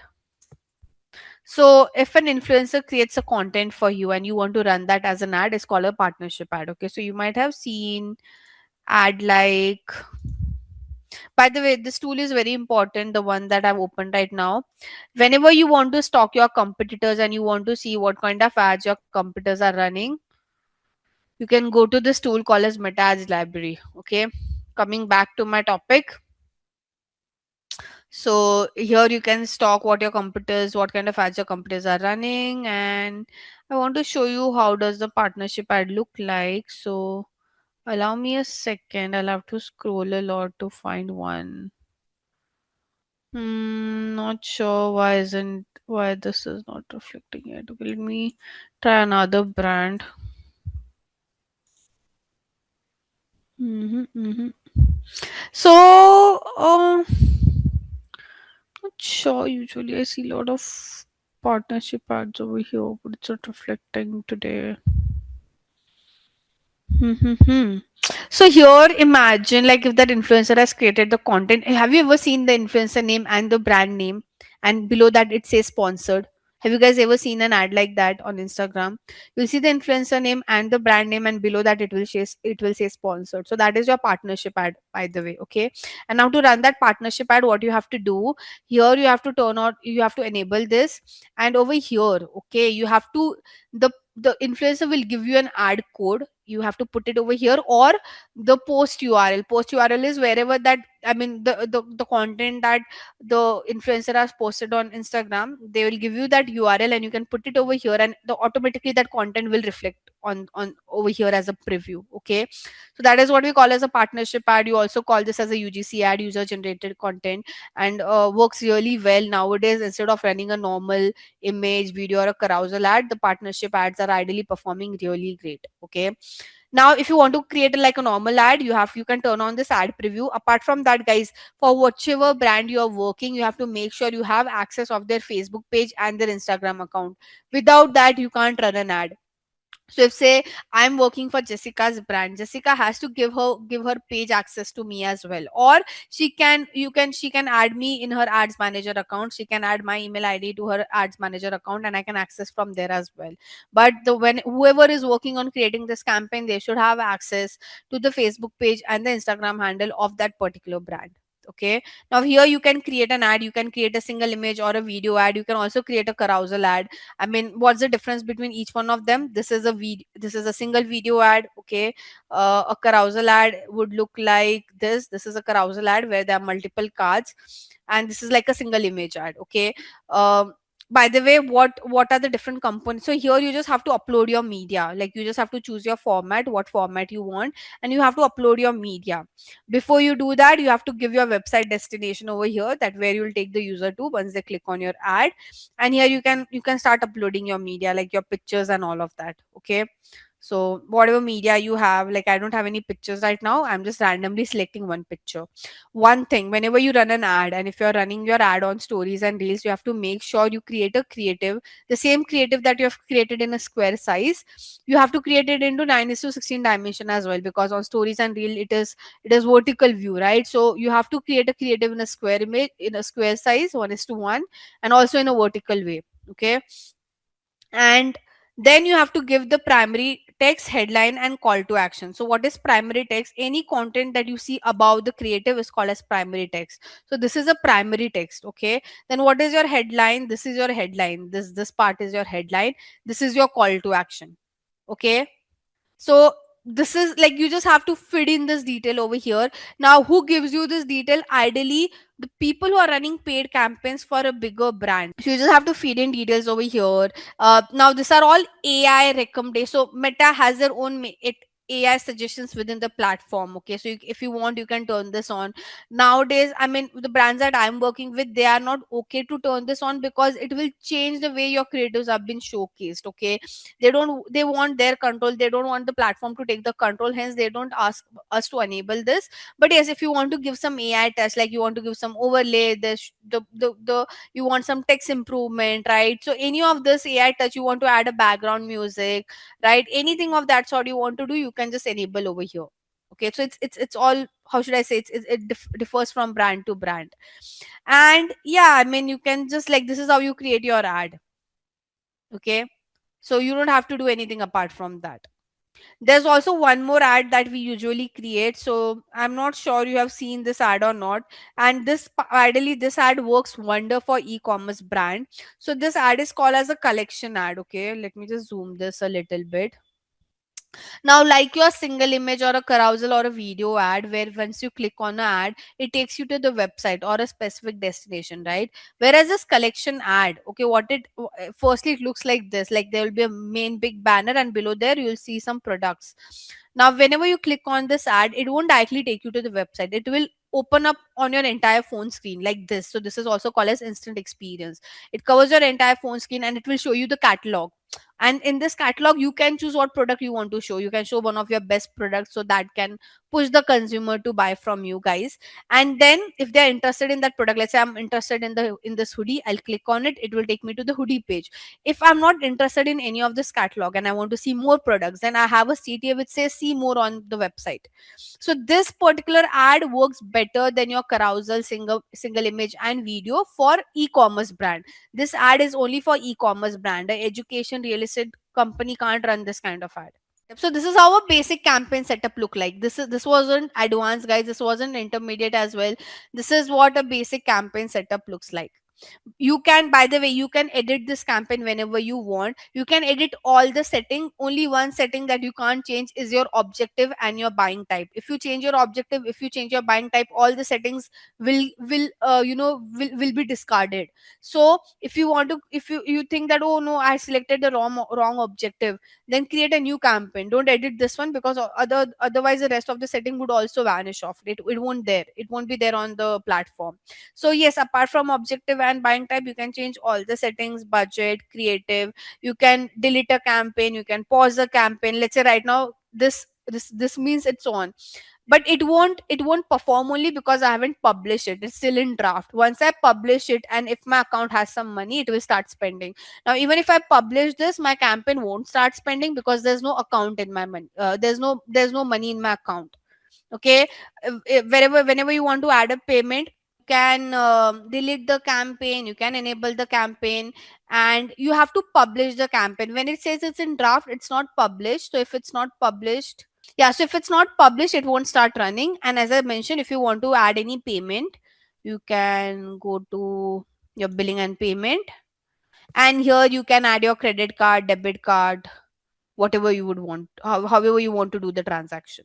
Now we are moving towards your bidding strategy part. Okay, now bidding strategy, guys, instead of a PPT, I'll explain you all the bidding strategies in an Excel sheet, because that's how it's easy to understand. Give me 2 minutes and I'll quickly create this for you guys. So on Meta, okay, so like for Meta, let's just understand the bidding strategy on the platform itself. It's very easy. So you would see your bidding strategy over here. Can you see bid strategy? Right, so now guys, you have total here you could see 4 bidding strategy, but ideally you have around 5 bidding strategies on Meta. Okay, you could just see 4 over here because it's a dummy account. In a proper professional account, you will see 5 bidding strategies. Okay, basically, what is bidding strategy? Bidding strategy is where you tell the platform how to spend your money. Okay, so budget is like you're telling them that, okay, this is what I want to spend. Imagine Jessica would give me 1,000 rupees, like, yeah, Jisha, go and buy whatever you would want to buy. So that's a budget that she's giving me. But if Jessica gives me a guideline that, Jigisha, you should spend this much to buy that, this much to buy that, right? This should be the limit. If you're buying a t-shirt, if you're buying a earring, this should be the last limit for you to buy. That is what the bidding strategy does. Bidding strategy would guide the platform on how to spend that money. Okay, so on Meta, so this is for Meta. I hope you understood the meaning of bidding strategy. Basically, how to spend the amount. Okay, that's what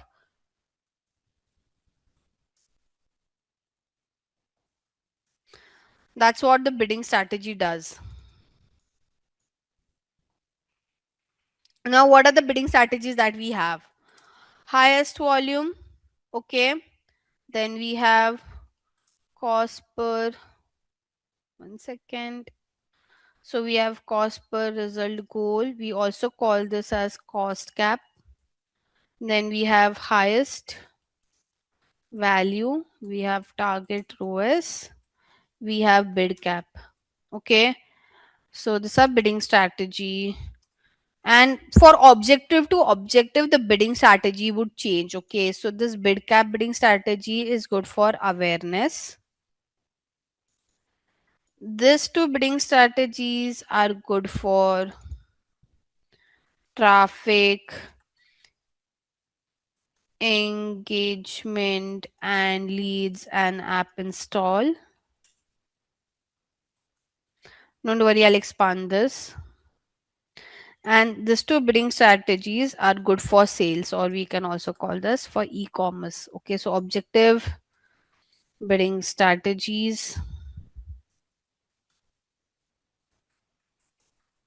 Okay, now we will also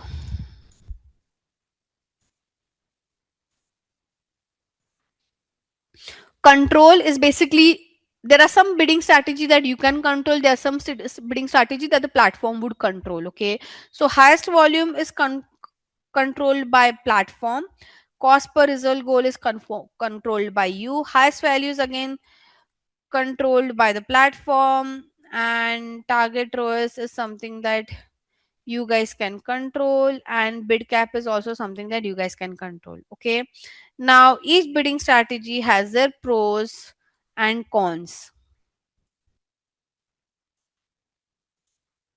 Okay, let's understand each one of them, guys, and please listen to me very carefully because it can get bit complicated. Okay, so we have bidding strategies. The meaning of bidding strategies is basically guideline on how to spend the amount. Okay, basically you're guiding on how to spend the amount. Okay, this bidding strategies that I've mentioned is only for Meta. For other platform the bidding strategies are different. Okay, so platform to platform the bidding strategies varies. We are just discussing about Meta. Okay, guys, are you there with me? Because it will take at least 20 minutes for me to explain this in detail and I won't take any break in between. So are you guys there with me? And I hope you guys will, I mean, please pay proper attention for this particular part. Okay. Okay. So let's start with this one. Okay, traffic engagement. So if you have chosen objective like traffic engagement, lead, app install, you can choose any of this two bidding strategy, highest volume or cost per result goal, which we also call as cost cap. Now what's the difference between both? Okay, so there are two scenarios, and based on those two scenario you can choose. Based on the scenario you should decide which one to choose, highest volume or cost per result goal. Okay, let's take an example of okay, I'll give an example. Okay, let's just talk about Simply Learn right now. Okay, so Simply Learn want people to share their details to students who are interested in this particular program. Simply Learn want that after seeing the ad, people should go to the website and give their details, okay, on the platform, so the sales team can call them, basically for lead generation. Okay, now imagine I'm working for Simply Learn. I'm the one who's handling their meta ads. Okay. Now Simply Learn would tell me, Jigisha, we have a daily spend. We can give you a daily budget of 10,000. And in this 10,000, okay, I'll mention per day as well. We have taken this as a hypothetical number. Okay. So in this 10,000, get us as many leads as possible. Clear? The brief is clear. They are giving me 10,000 per day and they've asked me, Jigisha, we want as many leads as possible within this budget. In that scenario, I will choose my bidding strategy to be highest volume. Okay, where what the platform would do, I'll give this budget to the platform and I'll choose my bidding strategy as highest volume. So what platform would do, platform will try to get me as many leads as possible. Okay, but now there's a second scenario. Now this time my brief says that, Jigisha, we have 10,000 per day budget. We want leads as well. But for each lead, we don't want to pay more than 500 rupees. So yes, we want leads, but I don't want to spend more than 500 to capture like one lead data. Okay, we the max we are willing to spend to get one lead detail is like somewhere around 500, not more than that. Okay, they now how a brand comes across this cap, they do a lot of back calculation, they do a lot of ROI calculation for it. I won't go into it, but I'm just giving a hypothetical example that my client would say that, Jigisha, we want leads but we don't want to spend more than 500 rupee per lead.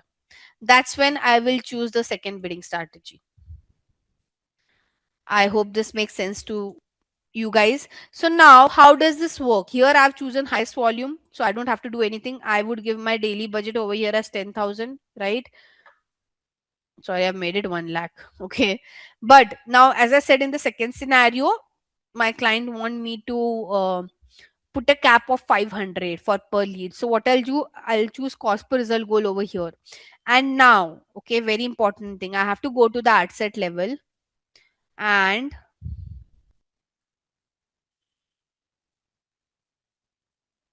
can you see, you have to put a cap over here, cost per result goal cap. Okay, can you see Meta will aim to get the most conversion and try to keep the average cost around 500. Okay, now when I say this would be an average, guys, if your client tell you that okay, we want lead but we don't want to spend more than 100 rupee per lead, you can put 100. But every time you won't get a lead for 100. Sometime it would be 110, sometime it would be 150, sometime it would be 80, but your overall average would come around 100 is what the platform is committing. Did you understood this, guys? Okay, now both the bidding strategy has their own pros and cons. Okay, I mean, I'm not saying that this bidding strategy is better, this is better. Each of them would have their own pros and cons. First, let's talk about highest volume. The pro, the how should I say, the positive point of this bidding strategy is that it will spend your entire budget. Okay, I mean, quickly, like this. Okay, this bidding strategy is good with spending your amount. But what can go wrong? Okay, most of the time your cost per lead would be at a higher end, and there will be times when this bidding strategy will spend the entire amount but you won't receive any leads.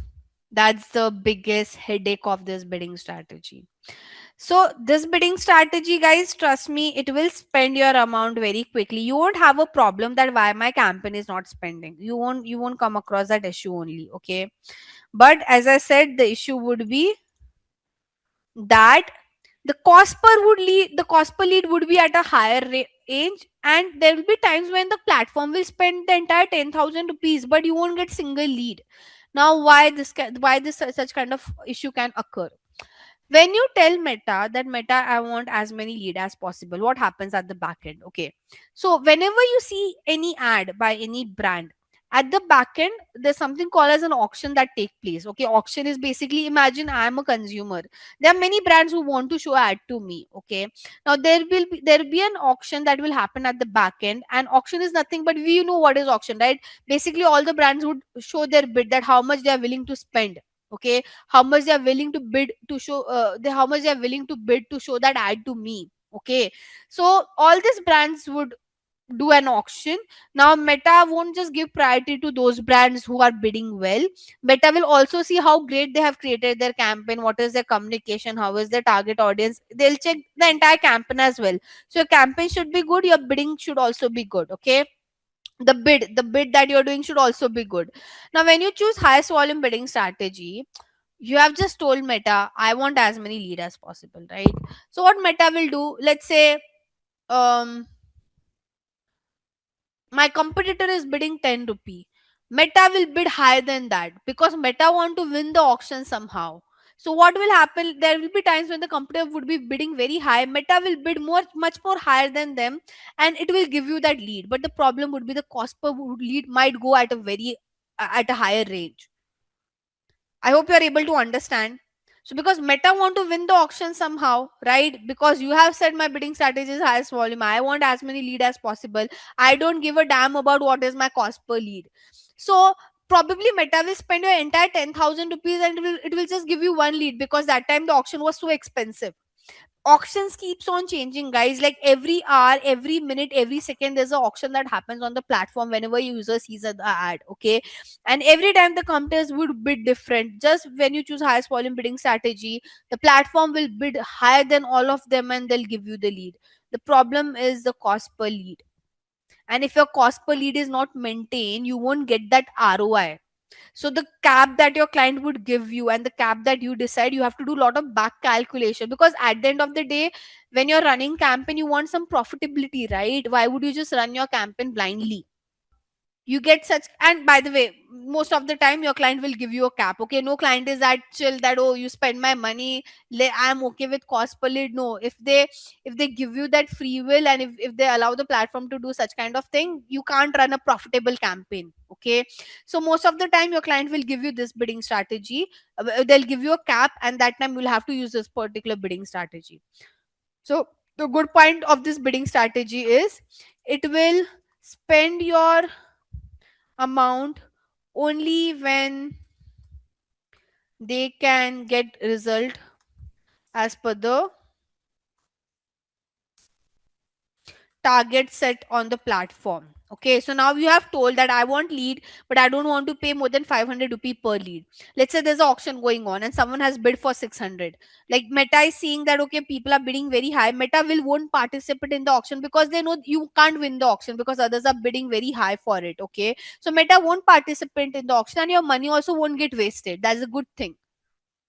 But now the negative point would be that if you are giving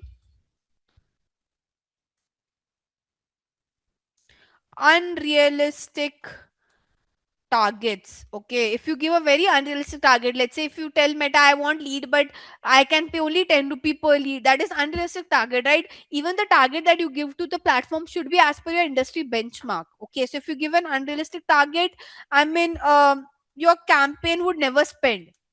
This one is for your e-commerce brand. So the concept is same for highest volume and target ROAS as well. In highest value, what your, by the way, value would mean is, the meaning of value is revenue over here. Okay, so when you choose your bidding strategy as highest value, you are trying to tell platform that spend my money and get me as as much of revenue as possible. So again, it's the same thing in this bidding strategy.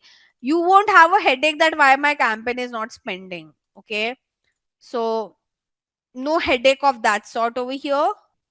Okay, but the problem is, okay, it will spend the entire amount and will give a very less revenue or no revenue for that matter.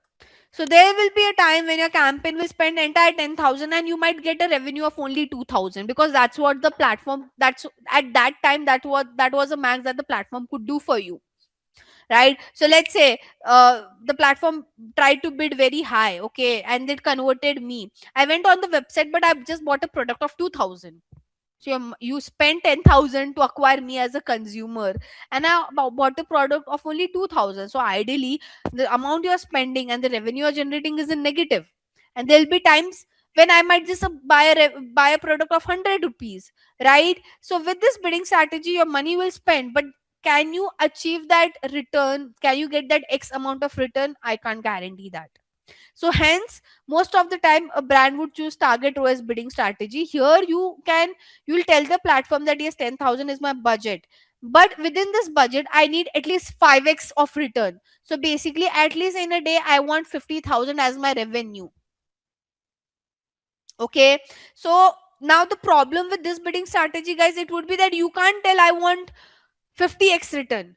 And the last but not the least is your bid cap bidding strategy.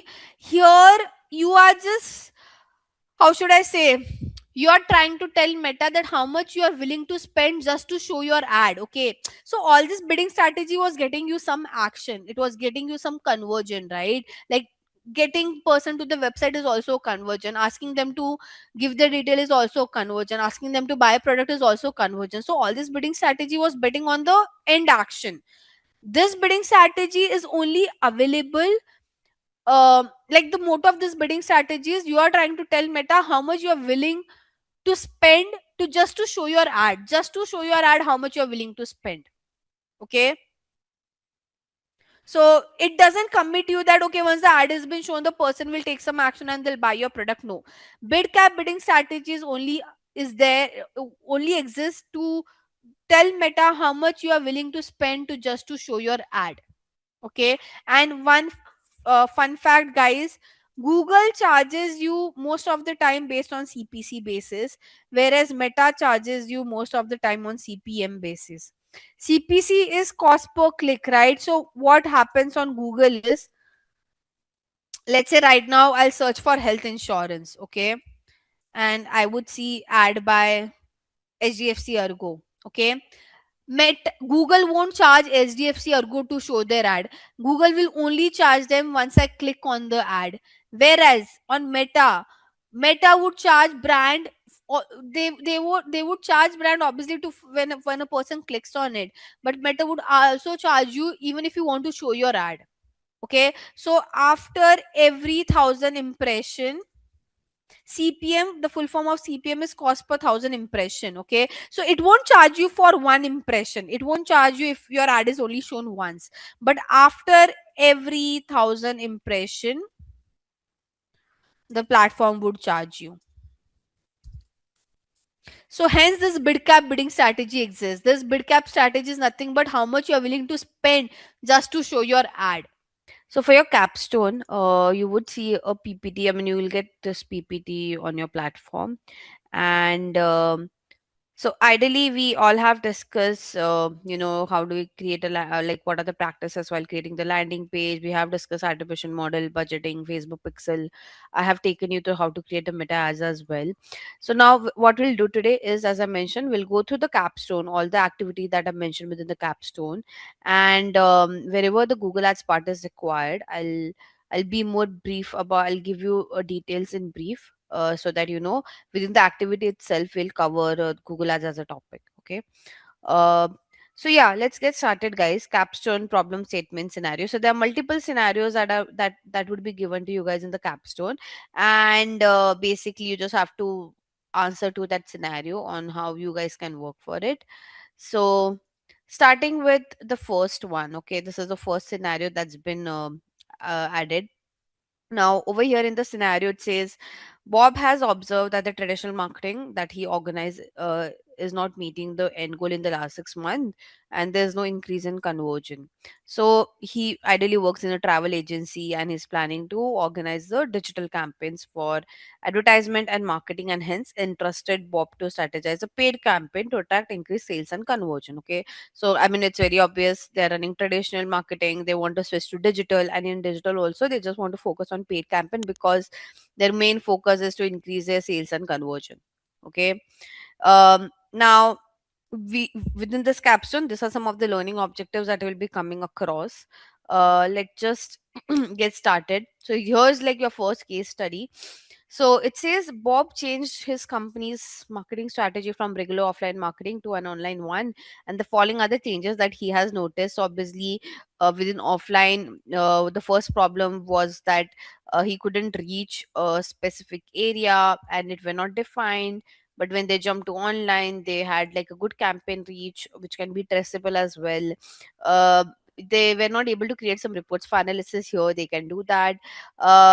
You know, this like they took 6 months to do get all this thing done, but again they felt very incomplete with it. Whereas here they took only 1 month to successfully create a paid campaign, and they started getting some responses on the social media channels. Lastly, they created some Excel sheet of people who needed retargeting and then to do some cold calling, which was a big task. Whereas in paid marketing, they did this with help of some platforms like Mailchimp and all. Where I'll talk about Mailchimp, guys. So now here it says they retargeted using Mailchimp and generated a proper mailing list with ease. When you see over here, it says that they have retargeted using Mailchimp and generated a proper mailing list with ease.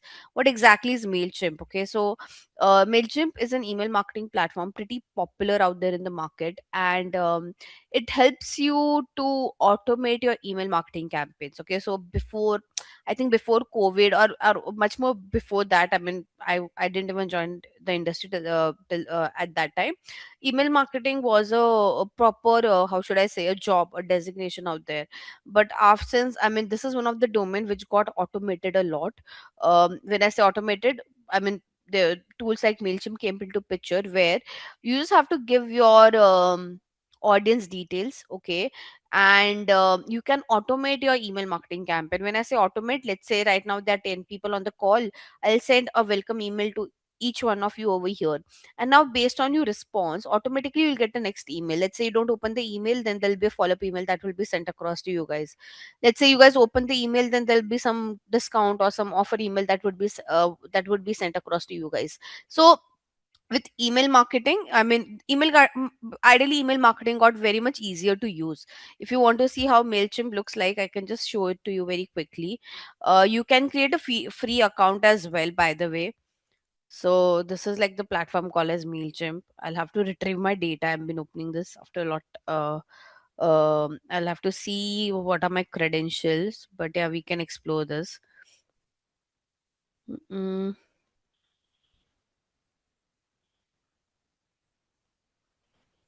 Not sure why is it taking so much time to load. Okay, anyways, till the time this loads, we can proceed. But yeah, I'll take you through how Mailchimp works, so you'll get a better idea. Now, is Mailchimp a part of paid media campaign? I would say yes. As I said earlier, there used to be a proper designation for email marketing folks. Now there's nothing of that sort. So ideally, all this email that you guys get now, which kind of emails have been shooted with the help of Mailchimp? On your Gmail, you might have seen a lot of promotion emails, right? So like this emails that you get under the promotion sections are all sent by Mailchimp. These are not sent by Gmail, by the way, or any email marketing tool. So all this email that you guys get where there's such fancy pictures, banners, and all of that, they don't do this with Google. I mean, they don't do this with their Gmail. They use all this kind of email marketing tool to do that, because you can't create such kind of templates and all. You have to create, I mean, all this email marketing tool gives you all this kind of template creations and a lot of designing work and all. So it can be done with the help of email marketing tool. Secondly, in email marketing tool, you guys can schedule your emails like based on how user responds to your emails, like who have opened the email, who have not opened the email. You can create the entire workflow over there, and ideally based on how people would respond, those email would be shooted accordingly to them, right? So I'm not sure why the tool is not loading. It's taking some time to load, but yeah, I'll take this up once the tools, I've noted it down over here. So once the tool would load, I'll try to give you a overview of this. So now, is it a part of paid media campaign? I would say yes, as I said, because there's no specific department. So how should I say? जो भी department को आता है, they pick this up. But majorly paid media people work on this because again, Mailchimp. I mean, it's a tool, right? And SEO folks don't know how to use it most of the time. Even social media people are not much well versed because again, this needs some data analysis and 10 other things. So ideally, it goes to the paid media folks to send such kind of email with the help of Mailchimp. Okay. Now, again, few other scenarios that have been mentioned over here in the table. For offline, this particular company invested $3,000 in multiple billboard, some TV ads, and they again hardly got anything, right? They were not able to measure the exact impact. Whereas in digital side, they invested $2,000, got a million view, and they were able to analyze how their PPC campaigns are performing. Okay, again with offline, they could not establish reliability or maintain a track of it, whereas here they can get they were able to market by getting some feedback from the consumer. Lastly, they did scale city wise gradually over 6 months in the six new cities. Here they can reach out to multiple countries worldwide, because again, as I have shown you last time on Meta, how we can do location targeting.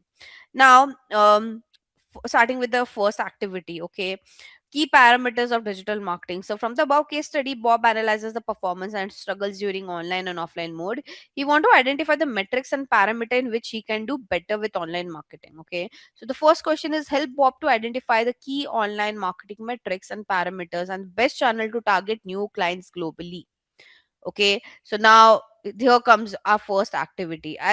Guys, I won't feed you all the details because ideally it's your job to do this, but yes, I will give you a idea on how you can work on this. Okay, so don't expect an exact answer, otherwise there's no point of doing this capstone. But what I'll do is, so the first thing that you usually do is you feed the data of people whom you want to send the email. Okay, so because I mean, this is my dummy account. These are like details of all my past student. Okay, and we did like a lot of. I mean, I can't send email to them now, otherwise they'll get annoyed with this. But what you can do is I can show you how to. So what we can do, we usually go to here to add contacts. We say import contacts. Now here we upload a CSV file.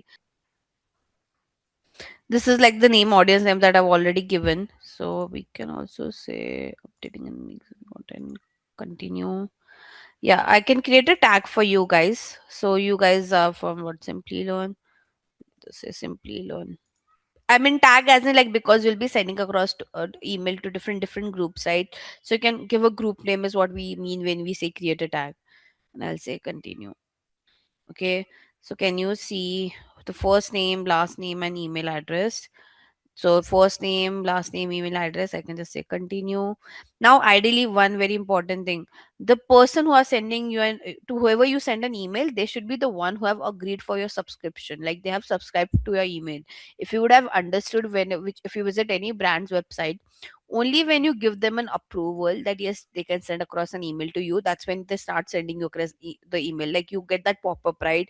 Do you want to get future updates or not? And you agree to it, then only you get those emails, otherwise you don't get the emails. Okay, so here when I'm sending email to you guys, it should always be the status should be subscribed. People who are subscribed, we like they have the consent. Okay, they have given you the consent that yes, you can send across email to them. And I'll say finalize the import. So I have got 5 imports done. And now I can say email this to like I want to send email to all these 5 new contacts that we have. So this is where we create our email marketing campaign. Okay. So audience, I mean, I've already given the name. I mean, it's my family business name, so it's just like that over here. Now, whom I want to send my email, all my email subscribers, or what we can just go to the tags, and I have created one tags for you guys, so I'm just finding it. Yeah. So can you see? I'm saying I don't want to send email to all the people who are there in this platform. Okay, I've added, as I said, so I've created different tags. If you could see, okay. So what I'll do, I just want to send email to you guys. Hence, I'll say simply learn. Make sense? Okay, so I'm saying that I'm sending across to all the people who come under the simply learn tag. Okay. Now, by the way, whenever you send an email, you have to make it personalized. Okay, so hence I'll say personalize the send to file. Now, you want that your email don't go to spam. First thing is like you personalize it. Second, even your email ID should be like proper email address. So today the email that you might get might not would go to spam, so you'll have to check your spam section as well, because my email ID is like is not like a professional business email ID. It's like it's a personal email ID. So there's a good chance that this through this whatever email you will get might go to spam. Okay. So let's just do this. Personalize I've done. And now send time, you can schedule it. Okay, if I want, I can schedule it. But let's say I just want to like in schedule, you can. By the way, if you want to schedule it, you'll have to buy the premium. The free tool doesn't allow you to do that. Okay, you have to upgrade your plan if you could see. But if I send it now, I can schedule it. So I'll just say like send it now. Now here I have to create my content. Okay, so I'll say design my email. And this is where you get a lot of templates. Okay, now again because I'm using the free version, I won't get lot of templates. Okay, I just have like some basic template that I could use. So I'll just use the basic one. There are a lot of premium templates as well. There are a lot of different themes as well, but as I mentioned, like they comes into the premium side of the platform, so I won't do that. I'll just select a basic theme just to show you how that email body has been designed. Okay, so it is like your Canva only, by the way. Like if you don't want any segment, you can delete it. If you have you guys ever used Canva? So the way you use Canva, it is very similar to that. Like let's say I don't want to use this logo section, I can remove it. Here you have all the okay, let's skip this message. Here you have all the sections that you want to frame your email. Like you want to add a text, you want to add a divider, you want image group, you want some social media icons to be added, you want to create a different footer, you want to add a video, you want to add a promo code, everything. Like this is like some template you just have to drag and drop. For example, I want, let's say hypothetically, let's say I just want I don't know, a product section over here. So I can just like drop that block over here. Can you see? If I don't want, I can remove it. So I'll create like a simple one. I don't have a logo and all right now, but yeah, it's very easy. Like you just have to go here, okay. And now here, you can just can you see your default logo? So here you can go and you can upload. I might have some dummies in my. Okay, so I have some dummy pictures. Let's say this is my logo. Okay, I'll say insert, and here you go. Now you want to edit this content again. You say edit. You can say welcome to. I don't know.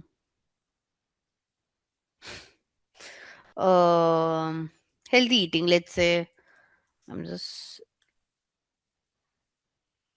I'm just creating a dummy one, guys. Don't take this seriously. But yeah, you guys can make it however you want. Again, you want some pictures over here. So same thing, you just replace it. This one, let's say I want to add this picture. Now here you want to give an introduction. So hmm. I'm not giving any, I'm not writing much things over here. I've just deleted it. Now let's say this is my CTA. Again, I want to edit the CTA. So instead of start shopping, I would say learn more. If you have some product pictures, you can add like a entire catalog over here, if you could see, right?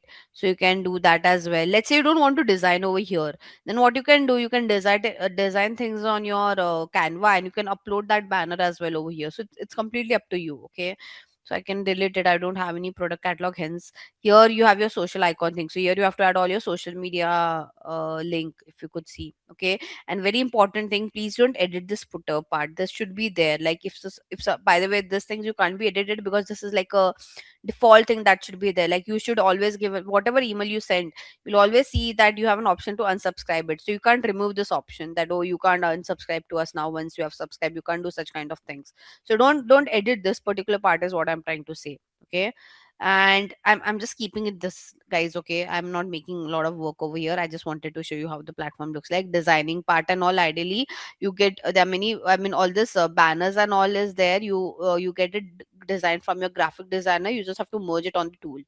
Okay, so you can say continue. Very important thing that I've missed out is my subject line. Okay, so you have to add a good subject line and a preview text. Now what is a subject line and what is a preview text? See this. Okay, this is your subject line. So let's say, if for this email, Tree of Life Resort, celebrate love at Tree of Life Resort and hotel is my subject line. This one is a preview text. Preview text is basically the content that you have within your email, uska preview, right? So that's the only thing that you have in preview text. So you're giving a glance. Now obviously when you're writing a subject line, make it very quirky, add some emojis and all. Otherwise, again, you'll have a less open rate. I mean, the reason, like, why people open your whenever a person user open your email, the first thing that they'll come across is your subject line and then your preview text, right? So you have to make sure it's a catchy one. Okay, so you can get your content writer to help you create that. I'll just, for now, I don't want to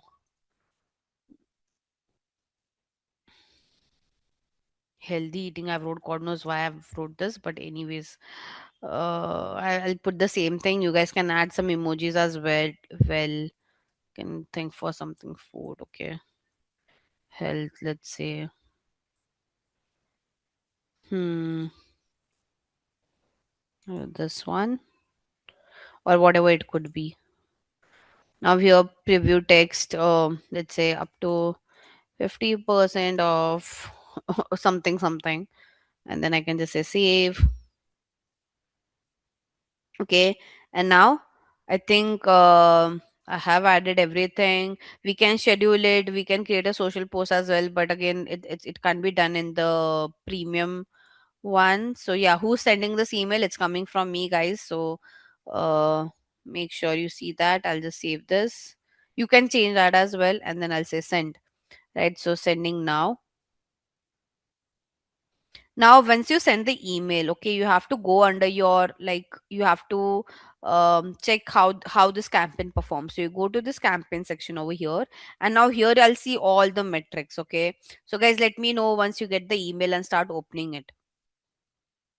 Okay, please check your spam as well. It will take some time. So it shows sent right now. I can just go into the in view report section, and basically I'll get all the metrics, that how many people have opened my email.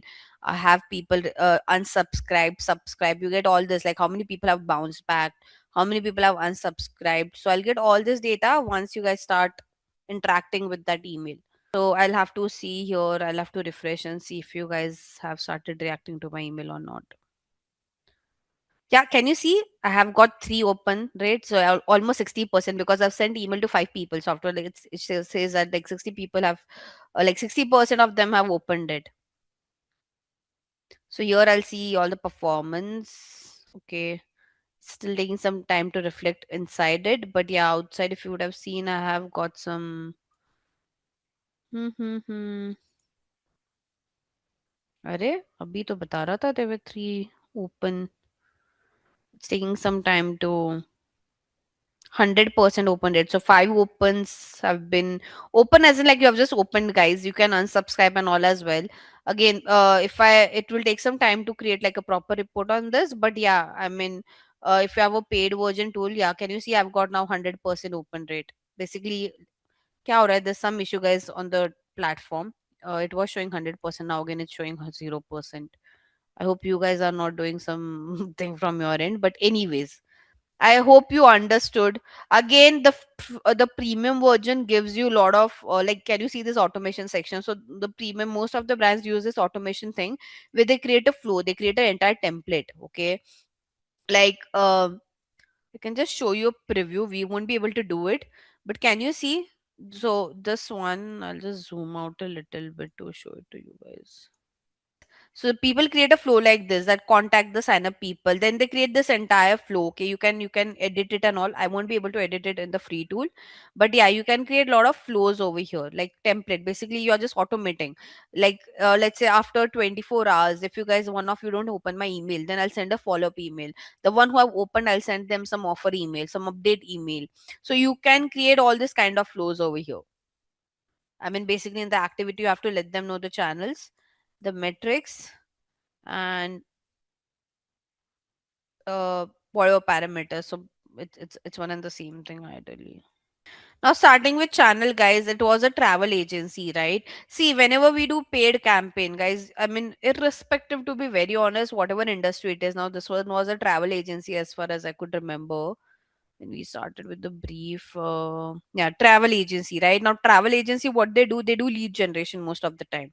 Okay, for them, lead generation is the way, because there are travel agency who can take you to the website and ask you to do the payment as well. Okay, so if you know, you can create a page and you can create different bucket, like for a trip over here, this is a charge if you can pay. But again, you can do ideally lead generation and taking the person to convert from the website as well. It depends from what is the average order value of that particular what should I say, whatever travel or whatever trip has been organized. Okay, but ideally, let's say we are saying no, whether it's like, let's say your objective is, it was mentioned that objective was sales and conversion, right? Now, when I talk about paid marketing channel, guys, as I said, like the two most common channel that should be there in your plan is Google and Meta. Okay, you can't skip this. Now again, this brand can ideally choose LinkedIn if they are like bit premium. The organization that they do is more like from international level and all. Again, they'll have to do a lot of customized marketing when they are doing it on LinkedIn. Like if, let's say, you're the communication would be more with respect to, if you like take a break from your work and do this something on those lines. But we shouldn't pitch LinkedIn because we ideally don't know. Like it's a hypothetical brand, right? We don't know in and out about it. So Google and Meta is a standard that you can pitch. Okay. When and now here also you'll have to give a lot of bifurcation that on Google what you'll do. Okay. So Meta, so we know Meta is like just like one platform out there. Like when I say it's one platform where you can show ads on Instagram, Facebook, and all. But in Google, there are a lot of bifurcation. Google is like very big. Okay. So now here in Google, you'll have to mention in Google also what kind of campaigns will be running. Okay, so I'll just mention the name over here and then I'll explain you what each one of them means and how it's been done. Now, what do I, but again, like you have to, if you want, you can mention as well what Google search would focus on. So Google search would focus on, conversion specifically. Okay. Whereas Google display would focus on getting you some traffic and to do a lot of remarketing. Okay, Google Video. When I say Google Video is nothing but your YT ads, YouTube ads. That will help you with creating some awareness. Okay, and again, Google Discovery is same for conversion perspective.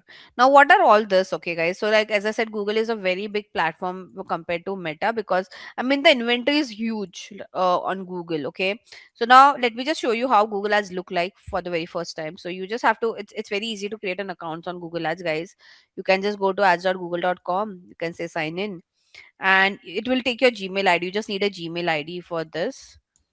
I have multiple dummy accounts, but this is how your Google Ads account looks like. Okay, this doesn't have any payment, anything of that sort. Again, whenever you're creating your account on Google Ads, please don't add any payment method. Okay, like don't add your credit card or debit card or any of that details. Okay, please never do that.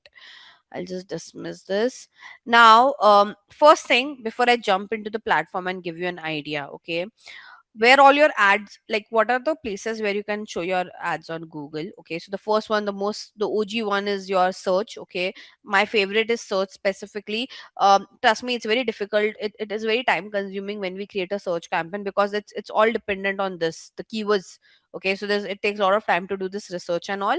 But my favorite is Google search, because as I said, this ad will only appear when a user search for it, so it has a very great conversion rate. Okay, so any brand who want to do lead generation, sales, app install, any like end goal kind of a campaign, they want like those end goal to be achieved at a very good conversion rate, I always bet on search. Okay, uh, so yeah, this is what we call as search ads. Then you have display ads. Last time I couldn't show you display ad, it wasn't loading. This time also, if it doesn't load, I'll show it to you with the help of some templates.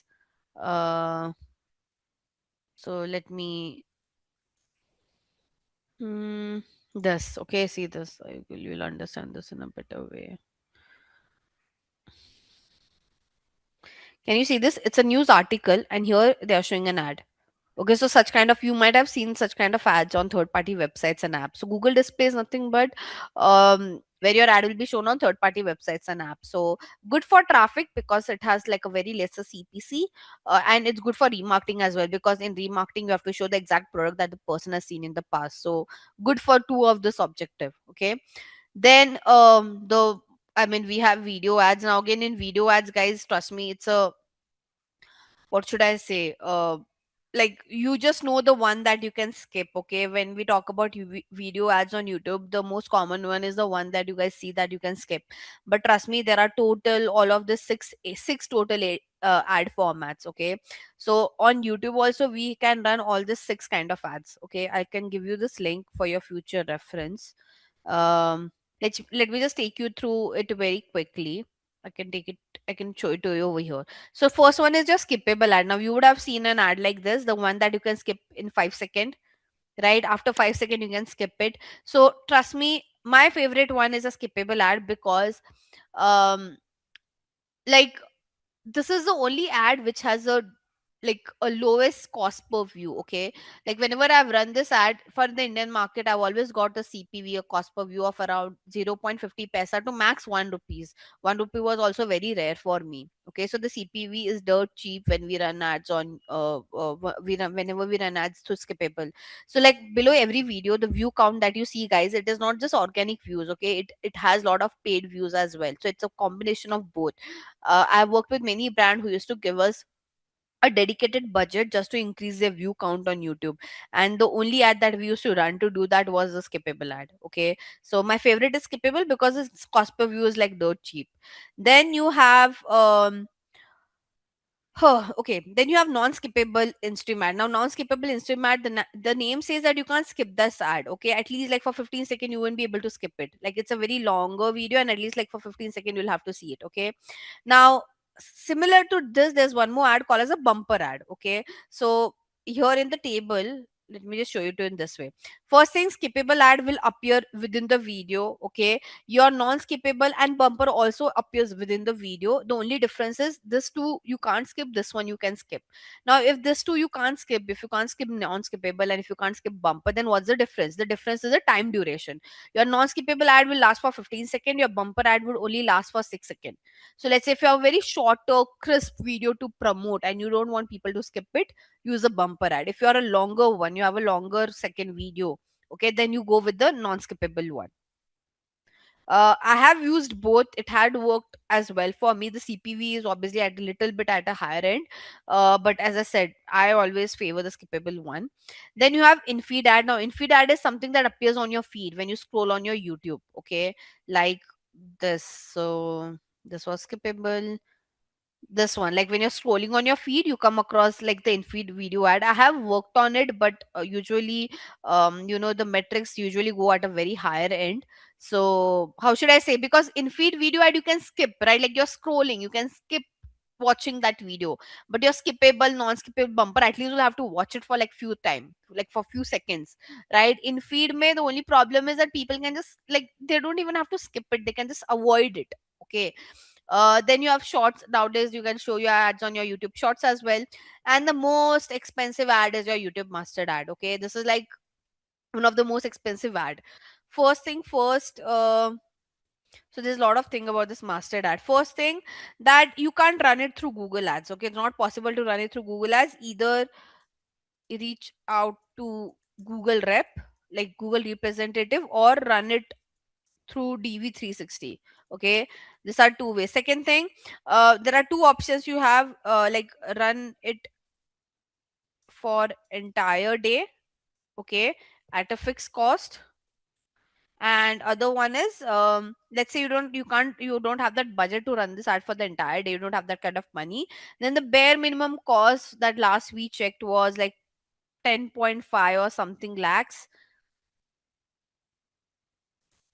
And the platform will commit you around 1 crore of impression. Okay, this is, I'm talking about Indian market. For other markets, honestly, didn't got chance to explore master ad yet. But yeah, for Indian market, when I worked, these are two options that we have. Okay, now what is this mastered ad? It is nothing but the ad that, like, right now I'm not sure on my YouTube you'll be seeing mastered ad or not. Let's see, if we are lucky we'll be able to see it. Yeah, this one, this is your mastered ad. So on desktop it looks like this. Okay, and on your phone, the first ad that you see, okay, that is your mastered ad. And like you would have seen that, okay, like whenever I open YouTube, I just see ad of this particular brand, like wo pura din wo usi brand ka ad you'll be able to see. So that is your mastered ad. Okay, as I said, if you want to run this like for one entire day, it will cost you around 1.3 to 1.2 cr for India market. And as I said, if you don't have that budget, then you can take the other section, which is like you might pay 10.5 to 10.6 lakhs, and it will commit you around 1 crore of impression. Now this mastered ad doesn't commit you any views, any conversion, anything of that sort. The only commitment that the mastered ad give is the impression. Okay, so hence it's like I mean, very expensive ad. When it comes to its impact as well, guys, I mean, wherever I have run this ad, we didn't got like a great impact, because I've run this for a mutual fund company. So it might be different for other categories. As I said, I mean, for other categories I've heard, for FMCG and all, it works really well. But I run it for a mutual fund company, and like for just for 1 month we see a lot of traffic coming on our website and all, but we can't ideally, we were not able to, I mean, we had other better options. Again, as I said, brands running an ad on masthead is more of like an option than making it mandatory. Like they just want to explore and see how it works. Obviously for FMCG brand, for startups who have a lot of money and they have like heavy spend on performance marketing, they prefer running master ad very frequently. Am I clear? And Google, by the way, trust me, Google is very smart with respect to mastered ad. So what they do, when I said that you have to reach out to Google rep, they ask you to at least do a slot booking 30 days prior. Okay, and what they're very smart. So what they do, there are brands who would have chosen a 24 hours slot. So obviously that day that brand's only ad would be shown. But there would be brand like us who just want to spend like 10.5 lakh. Okay, so what they do, they club brand like us for one entire day. So like let's say I've chosen 10.5 lakh. Krish has also chosen a slot of 10.5 lakh. So they will pick up 10 brands like this, and they'll give them a 1 day slot, and that one, in one entire day, each one of our ad would be shown like after sometime. So let's say it will start with me, then Krish ad, then again they'll show my ad, and accordingly at the end of the day they'll again earn above 1.2, 1.3 cr. Make sense?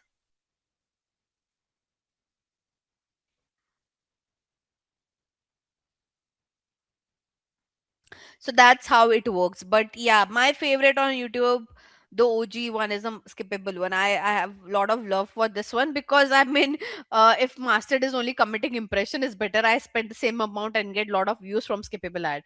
So there was, I'm not sure how many of you know this. There was one controversy in between where some singers, some if you know this guy named called as Badsha, and there was a lot of controversy that this guy has bought some subscribers on YouTube and so forth. Ideally, it was not the case. The case was he had run such kind of ads to increase his views and all. Okay, so yeah, I mean that's all you have under the video ad. And what was next? Did I mention over here?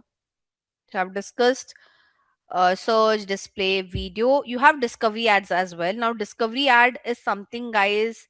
Let me just show you right now only if it appears for me. Yeah, this one, this two. Can you see? So now in your Gmail as well, guys, obviously where you say sponsored, no, this is done through Google Ads, and this ad is called as a discovery ad. So if you want to show your ads in Gmail like this, the way Google Ads and Rohan Builders is doing, this particular ad is called as discovery ad. Okay, so this discovery ads appear on your Gmail ka promotion section, and it specifically says sponsored like this. Apart from this, it also appears on your YouTube feed. So on your YouTube, if you see any ad which is in picture format and not video, so see on YouTube when you're scrolling on your feed, you will have this in-feed ad as well, right? But it will be in a video format. The in-feed video would be in a video format. If instead of this, if you see an ad in a picture format like a carousel or one picture, that is your discovery ad. So how you differentiate a YouTube ad and a discovery ad on YouTube? With the format. If it's in a video, it's an in-feed video ad. If it is in a picture like a banner format, it is your discovery ad. Last but not the least, you see this discovery ad on your Google. So if you open Google on your phone and like you see that discover section where you see a lot of news and all, there also you can see this discovery ad. So if I have to just show you, yeah. So on YouTube, if it will appear in a one picture or a carousel. This one is your discover section, like just below your Google search bar where you see news and all. There you see this, and then you have Gmail. So discovery ad also performs well. It is like your display ad only. It's just that the placement is different. Display ads appear on third-party websites and app. Discovery ads appears on Google like Google, like your Gmail, your Google below your Google search bar, and on your YouTube. So the placements are different. The format is same, which is your banner. Make sense? Guys, are you did you understood all this? Okay, and one more, as I mentioned, you have shopping ads as well, which is only for e-commerce brands. Shopping ads you would have seen before. When you like, again, again, I like shopping ads because this ad only appear when you search for it. So right now, can you see when I search for tote bag, this brand like Mukobara, Miraggio, who are showing their ads over here in sponsored result, not popular product. I'm wherever you see the sponsored one, and the first one to appear is your sponsored only. Am I clear? So again, the travel agency can't run a sponsored ad because again you need a lot of inventory. Now again, to run this, you need not just not need Google Ads, but you need one more platform called as Google Merchant Center, where basically you upload all your product information, and from there these details are been fetched. These details are not been fetched from the website; they're been fetched from the Google Merchant Center. But I love Google Ads because for the precision that it has. I mean, Meta is also good, but as I said, like Meta, I mean, the way we have search and shopping ads on Google, where the ad will only appear when someone is searching for it, you don't have that feature on Meta, right? So hence I love Google little bit more than Meta because of this thing that they have. Okay, are we clear, guys, with respect to the ad format? So just to show you here, whenever we create a campaign, right? So now if you want to, can you see this local store visit and promotion? This is the one, this is the objective that we use to show your ads, like when like for that maps and all. Okay, and for app promotion, this is the one that we use. You would see a lot of ads running on your Play Store, right? So it's part more of with respect to your objective than your ad format. Make sense? And here you will see all your campaign types. So I have told you what is search ad. I've shown demand gen is nothing but discover ads. Okay, like now we call this as demand gen. Earlier we used to call this as a discover ad, the one that appears on your Gmail or discover section and all. Video also I've shown you, shopping also I've shown you, display also I've shown you.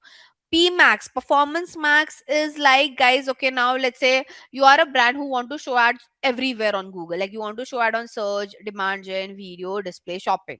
You are like, I want to show ad my ad on all of this, like all of the sections. Then you can just run one campaign, which is PMAX campaign, and it will show your ad on all this placement. But now let's say you choose that, no, I just want to run ad on search and shopping, then you can't select a performance max campaign. The rule of performance max campaign is it will show your ad on all the Google property, not just one or two. So if you want, like, out of this five, you just want to show ad on all these three places: search, display, shopping. You can't tweak that on PMAX. Then you can't run a PMAX campaign. So only when the condition is that only when you want to show ad on all the five placements, then only you can run a PMAX campaign. Clear?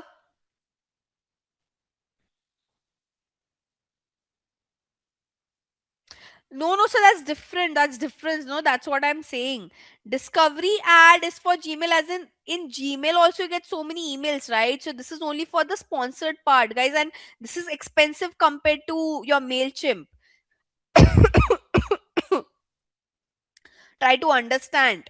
MailChimp, yes, you'll see all the emails that you get for the brand promotion goes into MailChimp, right? But as I mentioned, it's much more cheaper than running this Discover ads. And as I said, when you have to do bulk email, you have to do a lot of customized email campaign. It's better to do it through MailChimp than relying on this one. It doesn't work as good as your MailChimp campaign, because there you feed in proper data of the people whom you want to send the email, the customization that you do. Here you can't do that customization, no. Like on Discover ads are not customized to me. Guys, if you could see, this is not a customized ad.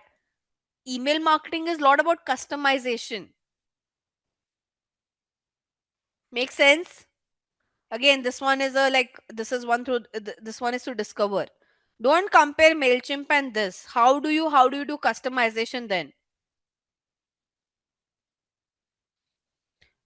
What Google third party app you're mentioning, Sayed? Like, can you specify? You're just saying, okay, third party apps and website, your ad will only appear on third party websites and app who have registered themselves on Google AdSense. That's it. Yeah, display is part of third party websites and app. No, so in performance max, display is also part. No, as I mentioned, PMax is when you want to show ad on all these sections. So display ad is what? Display ad is, can you see, reach potential customer across 3 million sites and app with your creative. So this 3 million sites and apps are the one who have registered themselves on Google AdSense, and who have allowed Google to show ads on their sites and apps. So if those apps are registered on Google AdSense, yes, you can show your ads over there. And if you're choosing PMAX, yes, your ad will definitely show over there. But as I mentioned, PMAX is only applicable when you want to show ads on all the Google property, not just one or two. And for, I believe, Krisha, someone who have a question, guys, with Discovery ad, you can't do customization, guys. This is not possible. This demand gen campaign doesn't help you to send a customized email. Pitch for Google, we never say just Google ads. We pitch what kind of ad we want to run on Google and for what objective behind it. So you can say, okay, we would want to run Google search and Google discovery more for conversion. With display, we'll try to get some traffic and remarketing, and with video, we'll try to get some awareness. Okay, you can't bifurcate that on Meta, because see, on Meta, like, here if you would see, when you choose one objective, it gives you so many options, so you have to choose. You can't show, you, like, as I said, there's no, if you are doing PMAX, then you just need one campaign. But let's say you have just chosen, I want to show ad on video, then the steps are completely different than what you have for search. So on Google, the campaign creation is much more lengthier compared to Meta. Meta is very straightforward, like, it's very simple because they don't have so much kind of different options altogether.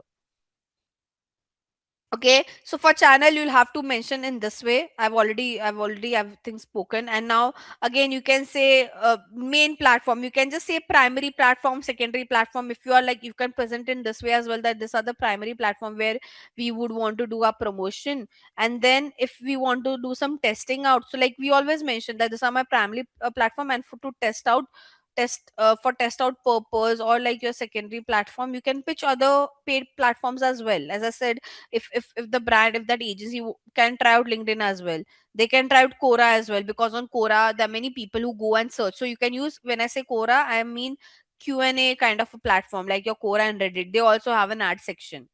Okay, so you can pitch that as well.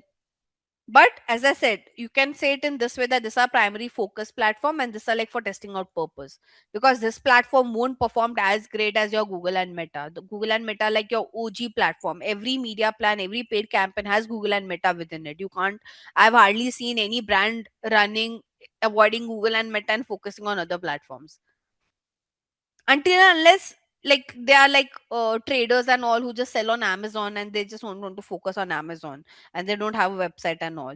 But most of the time, like 90, I don't know, 95% of the time, the major focus is with Google and Meta. Okay, so let's go back to activity. We have discussed enough over here. By the way, you have this tool called as Unbounce as well. Okay, again, it has a free version, but ideally at the end of the day, I mean, it's only a trial thing. Can you see 13 days left on the trial?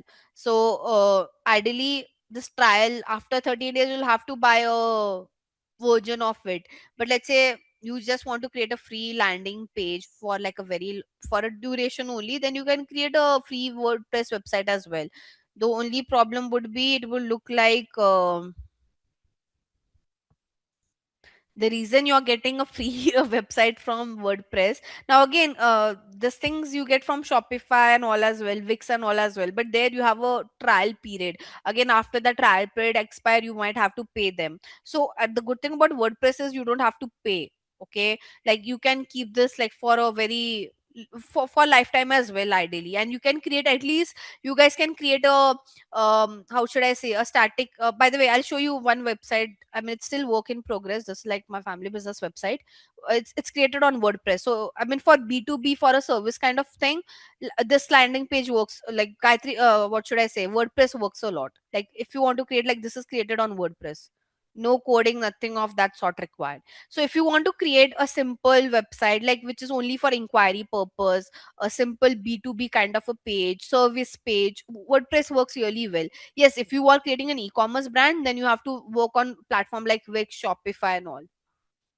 But this is all created on WordPress. And even if you're a non-technical person, you can still use WordPress. I mean, my job is not to teach you WordPress, but I'm just showing you how WordPress looks like. So you can create as many pages, but it's just that for this, when I say this is not free, because I had to buy the domain and hosting. Okay, make sense? So this one is free because extension says wordpress.com. For this one, I had to pay for the domain and the hosting. Domain is nothing but this. I had to pay for this name. Hosting is where this data has been stored. So when we create a website, all these pictures, all this content, it gets stored, right? So it gets stored in the hosting space.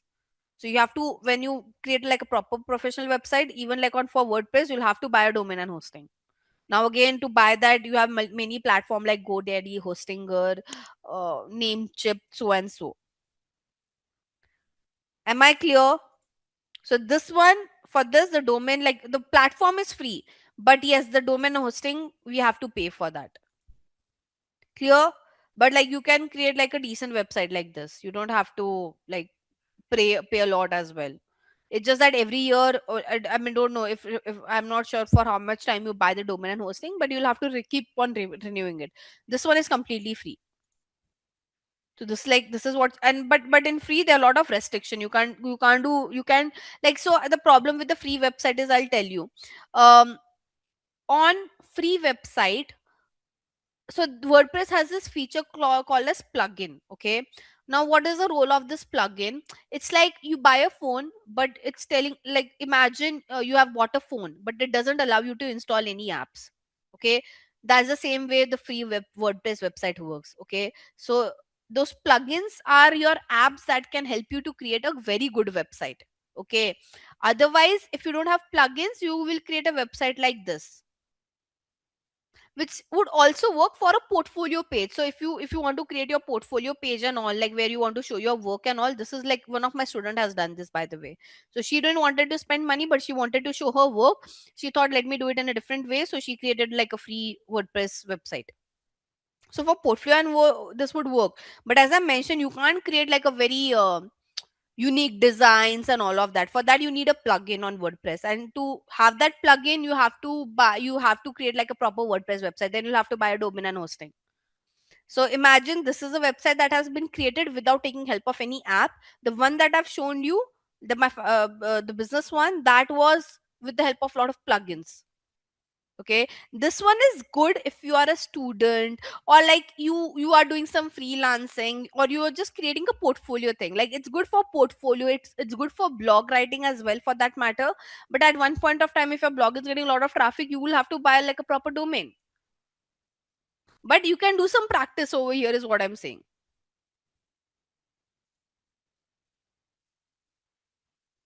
I mean, it doesn't give you a lot of data, to be very honest. It's like you can create your Google search console if you would want to, but again, it's not that in depth.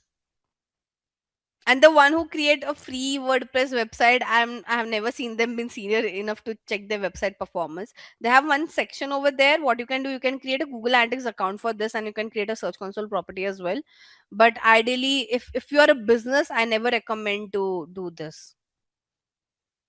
So yes, I mean, and apart from WordPress, guys, you have this tool called as Unbounce as well. Again, as I said, this is also not free. Like, but see, nowadays, to create a website, to create a basic good website, you don't need to know coding, because I mean, there are many platforms like this who will give you template. You just need to edit content in that template. Like for this one, okay, let's say I want to create a landing page. Okay, I'll just choose my industry. Let's say I'm creating for health and wellness.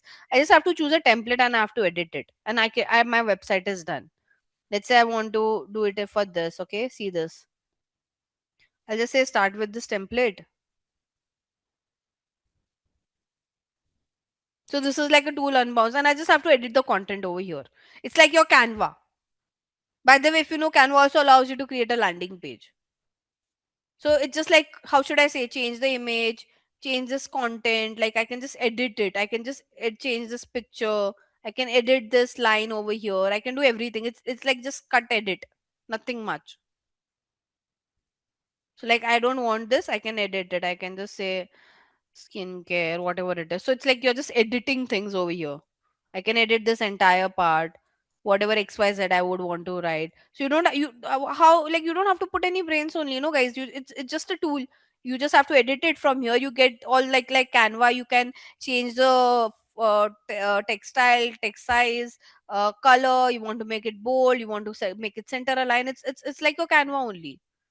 Here you can add all the image, logo, button. These are the sections that you want. Let's say I want to create a section over here. So I'll say, okay, I want to create a section. I want to add a box. So I'll say, okay, I want to add a box over here. Can you see? So it's just like drag and drop. So there are tools like this as well which will help you to create a landing page. But as I said, it depends on the business need. You can't see, first you have to listen what is their need, why they want to create the website. If they want to create a website for e-commerce, you never recommend. So WordPress also gives you an option to create an e-commerce website, but no one recommends that because it's not that great. Okay, so you, for e-commerce, the best one to go is with Shopify. If you can't afford of Shopify, you go to the lower end, like Wix can be a lower end wala website that you can create. Again, it's like this Unbounce as well. All this tool, Shopify, Wix, they are also like this. You choose a template and you edit it. There's no coding required. Okay, now if you want to create a basic service page like for B2B, or like I don't know, any kind of service page and all, like you are opening a digital marketing agency, you want to start your training and you want a page, then create it on WordPress. You don't need Shopify and Wix for that then. And if you just want to create a portfolio just to show your work and all, then you can use a free WordPress thing as well. Now again, you don't want to look cheaper in front of in front of your client, then obviously buy a proper domain and hosting is what I would say. Clear?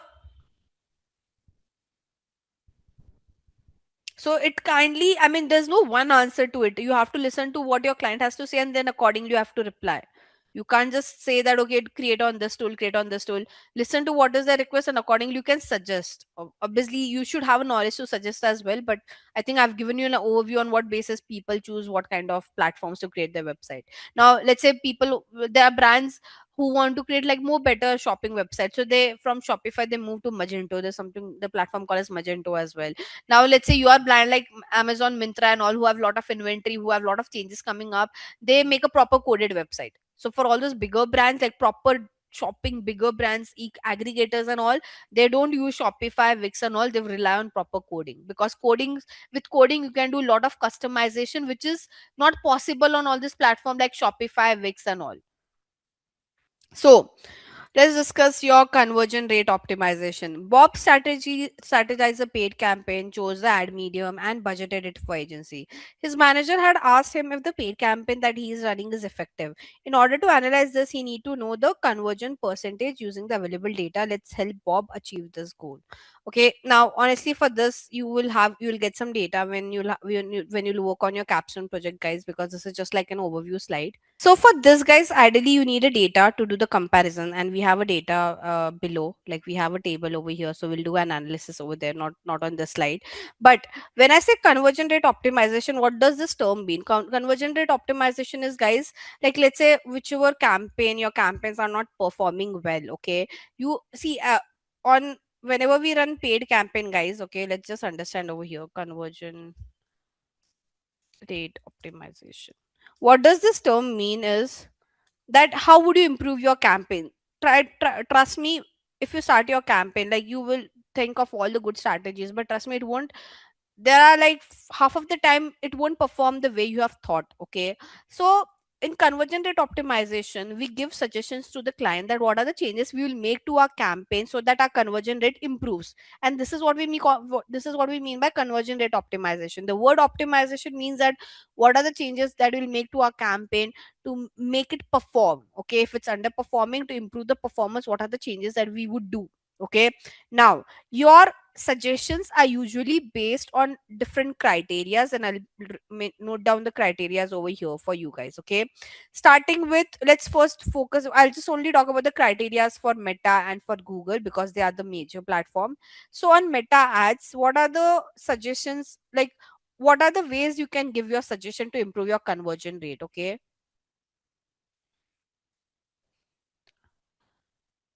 first one is your platform and placement. Okay, what do I mean by platform and placement? Analyze the non performing platform and placement and pause them. Okay, first thing. And trust me, to do this you need to have at least minimum 30 days data. Okay, if not 30, 15 at least. You should have enough data to give your optimization, guys. Like you can't say that I started my campaign today and I waited for 2 days and it is not performing. Guys, you have to give the platform some learning period. Okay, so you have to at least give learning period of 30, 15 to 30 days to get that analysis. Okay, you can't just wait for 2 days and you tell me, ma'am, Instagram is not performing and Facebook is performing. No, I need enough data to come across this conclusion. Okay, so whenever you give any suggestion with respect to improving your conversion rate or giving any suggestion for the optimization, always wait for to get enough data. Okay, minimum I'm saying, like I always say for 30 days, but let's say you're working with a very small client, they can't afford waiting for 30 days and at least 2 weeks of data. Okay, so the first thing you can do is you can analyze, you can check which are the platform. Let's say you're running one campaign. As I said, Meta will give you all of this data, that how much Instagram has spent, how much you have spent on Facebook, what kind of results you have got. So analyze. When I say optimization, first you have to analyze, you have to do a lot of analysis on the platform, right? So you can analyze and you can let the client know what are the platform and placement which are not working and turn it off. Only spend on those platform and placement which is working for you, right? Then do some creative level analysis. When I say creative level analysis, see what kind of ads are working, right? Is your static ad working or is your video ad working? Correct. Then do your audience level analysis. Okay, so audience level analysis, find out what audience is working for you. Your saved, like is saved audience working, or look like, or remarketing, which one is working? So you have to break down your campaign in all this level to find out what is performing, what is not performing. Okay, do some A/B testing with your landing page. Okay, sometime everything is great, your entire campaign is great, your targeting is correct, platform is correct, ad is also correct, the problem is with your landing page. Then do some A/B testing.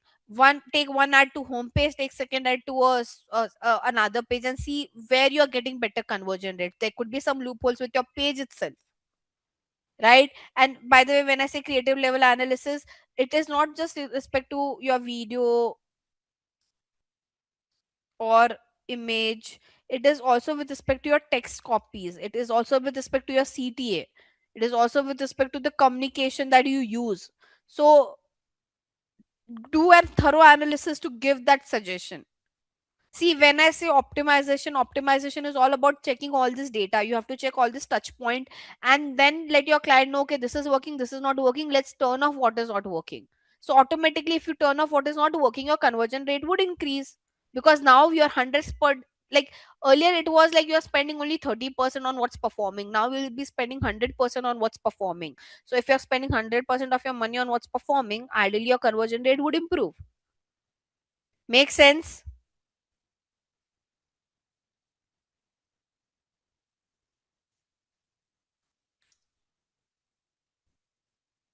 Guys, yes, no?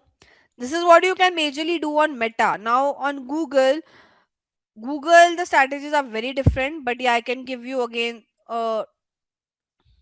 Let's start with Google search. For Google search, the first thing is your keywords, guys. Like it's how should I say? Everything is dependent on your keywords. Okay, so you have to give a list to your client of performing and non-performing keywords. We all see, guys, on what basis you are judging this is performing, this is not performing, based on, you know, what metrics decides the performance is your conversion, cost per conversion, and your conversion rate. You are saying that one keyword has a conversion rate of 1%, other has a conversion rate of 10%. Obviously the 1% is non-performing, right? So the first one is all about performing and non-performing keywords. Very important. You have to tell your client. When I say this, you have to let your client know, is generic performing better or brand or competitor? So give that analysis. Long tail is performing better or short tail? So you have to give a thorough keyword research analysis to your client. Even keyword analysis also depends on categories. Let's say your shoes category is performing better than sneaker category keywords. So it can be also difference with the categories. You never know. So when I say keyword research, do a thorough analysis on that. Okay. Then, by the way, guys, also I forgot to mention it over here. Your location, gender, age also plays a very important role. Your campaign might be performing well for some location. It won't be performing well for some. It won't be performing well for some of the locations. So do some demographic and geography analysis as well. Same goes for Google search. Check for which location your campaign is performing or not performing. Gender, age. This is like basic. Okay. And apart from that, you have to do your ad analysis again on search as well. Now on Google display and video, you have targetings. Okay. So and Google display video have a lot of targeting types. I'll just give you a glance. So you can target basically based on, so here the campaign will show you how your ads are performing on some specific websites and apps, right? So you can just see how your targetings are performing, same how your ads are performing, and how your other demographic like location, gender, and age has been performing. The whole point of your conversion rate optimization is, guys, you have to give suggestions and they'll give you data. Like for this one, they are not asking you to do all of this, they have given you data. See this. Can you see? Number of visitor, number of conversion, conversion rate. So there's a good chance in your caption you'll get the data. You just have to analyze the data and you have to respond accordingly. Am I clear? Guys, I'm just covering. See, helping you out with how would you perform your capstone, okay? I'm just giving you the touch point. I'm just giving you the thought process. Rest you have to do some brainstorming from your end as well. Am I clear, Krish? So mostly for the conversion rate optimization, they will give you data like this. So they have given a data here for an example. Okay. So here, can you see analyze the campaign conversion? Bob knows how to analyze the campaign conversion. Now he wants to know how to calculate the conversion rate. Along with it, he wants to observe a few example. Okay. So they have given you an activity over here, right? With the available data, Bob identified the conversion rate for the paid campaign. Now, see, guys, how do you now? This is more based on formula. I have told you how to calculate the conversion rate, right? If you remember, if you go back to my first lecture where we have done this, so the formula to calculate your conversion rate was what? You had to take your conversion divided by your clicks or impression, depends on what is given in your data, and you have to do it into 100. Let's say the data that has been presented to you have clicks instead of impression, then divided by clicks. If it has impression and not clicks, then divided by impression. But first you have to take your conversion, then you divide either with clicks or impression based on what data has been presented, and you have to do it into 100 because conversion rate is always in percentage. Okay, so for this you just need to know the formula. For, let's say, for if you get this question on his manager has asked him if the paid cap, not this one, sorry, this one, we have covered this conversion rate optimization, I'm talking about this one. Bob knows how to analyze a campaign conversion. Now he wants to know how to calculate the conversion rate, right? So to calculate the conversion rate, you should just know the formula, which is your conversion divided by clicks or impression. When I why I say clicks or impression, because it depends. If the table just have clicks and not impression, you divide it by clicks. If the table have impression, then you divide it by impression. Okay, so your clicks or impression in 200, and that's how you find out a conversion rate. So here you just need to use the help of formula. And for this kind of question of compare the different campaign, they'll give you data like this. Okay, so now, which is the last part of our activity today. So what does this says? With the available data, Bob identified the conversion rate for the paid campaign that he was running. The sales and marketing team of his organization want to compare how their competitor is performing after moving to digital marketing. They have approached Bob and asked him to track how the competitor campaign is performing. Bob want to compare the competitor campaign with the campaign that he has created. Also, he wants to interpret the result and provide a conclusion on whether his paid campaign is effective or not. Now, for that, the data would be shared like this. Okay, so activity compare different campaign. Okay, now this is basically your competitors numbers, an Expedia, ABCD, whatever it is. Now with this data, we can, you just have to see the numbers and you have to do a comparison. For example, let's see this for campaign 1, which one is better? What do you think, guys? Which one is better? So when they had this were the amount of conversions they have got, this are the amount of number of visitors that you have, that they have got. Okay, ideally, if you see an Expedia and ABC, the ABC has performed better than an Expedia for the campaign 1 because it has higher amount of number of visitor, it also has higher number of conversions, right? Because the conversion rate is same, I'm doing comparison based on number of visitors and number of conversion. Okay, for the second campaign, if you would see, let's see. So now here, more than, see, as I said, our focus is on conversion rate here because the conversion rate was same. I said that, ABC is better. But now here, because we can clearly see the conversion rate of an Expedia is better in campaign 2, an Expedia is a better performing one, right? And last but not the least, so why it is better? Because out of 3000 people, half of the people have converted. Here only 45% of the people have converted, so obviously NXpedia is better than ABC. So your first priority should be given to conversion rate. Okay, here because the conversion rate was equal, I said that ABC is better, but in this case your NXpedia is better.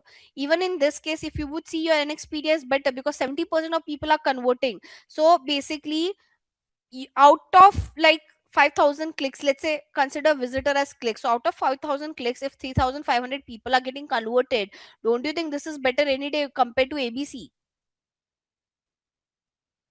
So for this activity of comparing the data, ideally your first priority should be conversion rate. And if you get a example like this where the conversion rate is same, then see the number count which has got highest amount of conversion. But the priorities goes with conversion rate and then number of conversion, not other way around. And with that, we have come to the end of this course. If you have any doubts or questions, ask them in the comment section below. Our team of experts will reply to you as soon as possible. Thank you and keep learning with Simplilearn.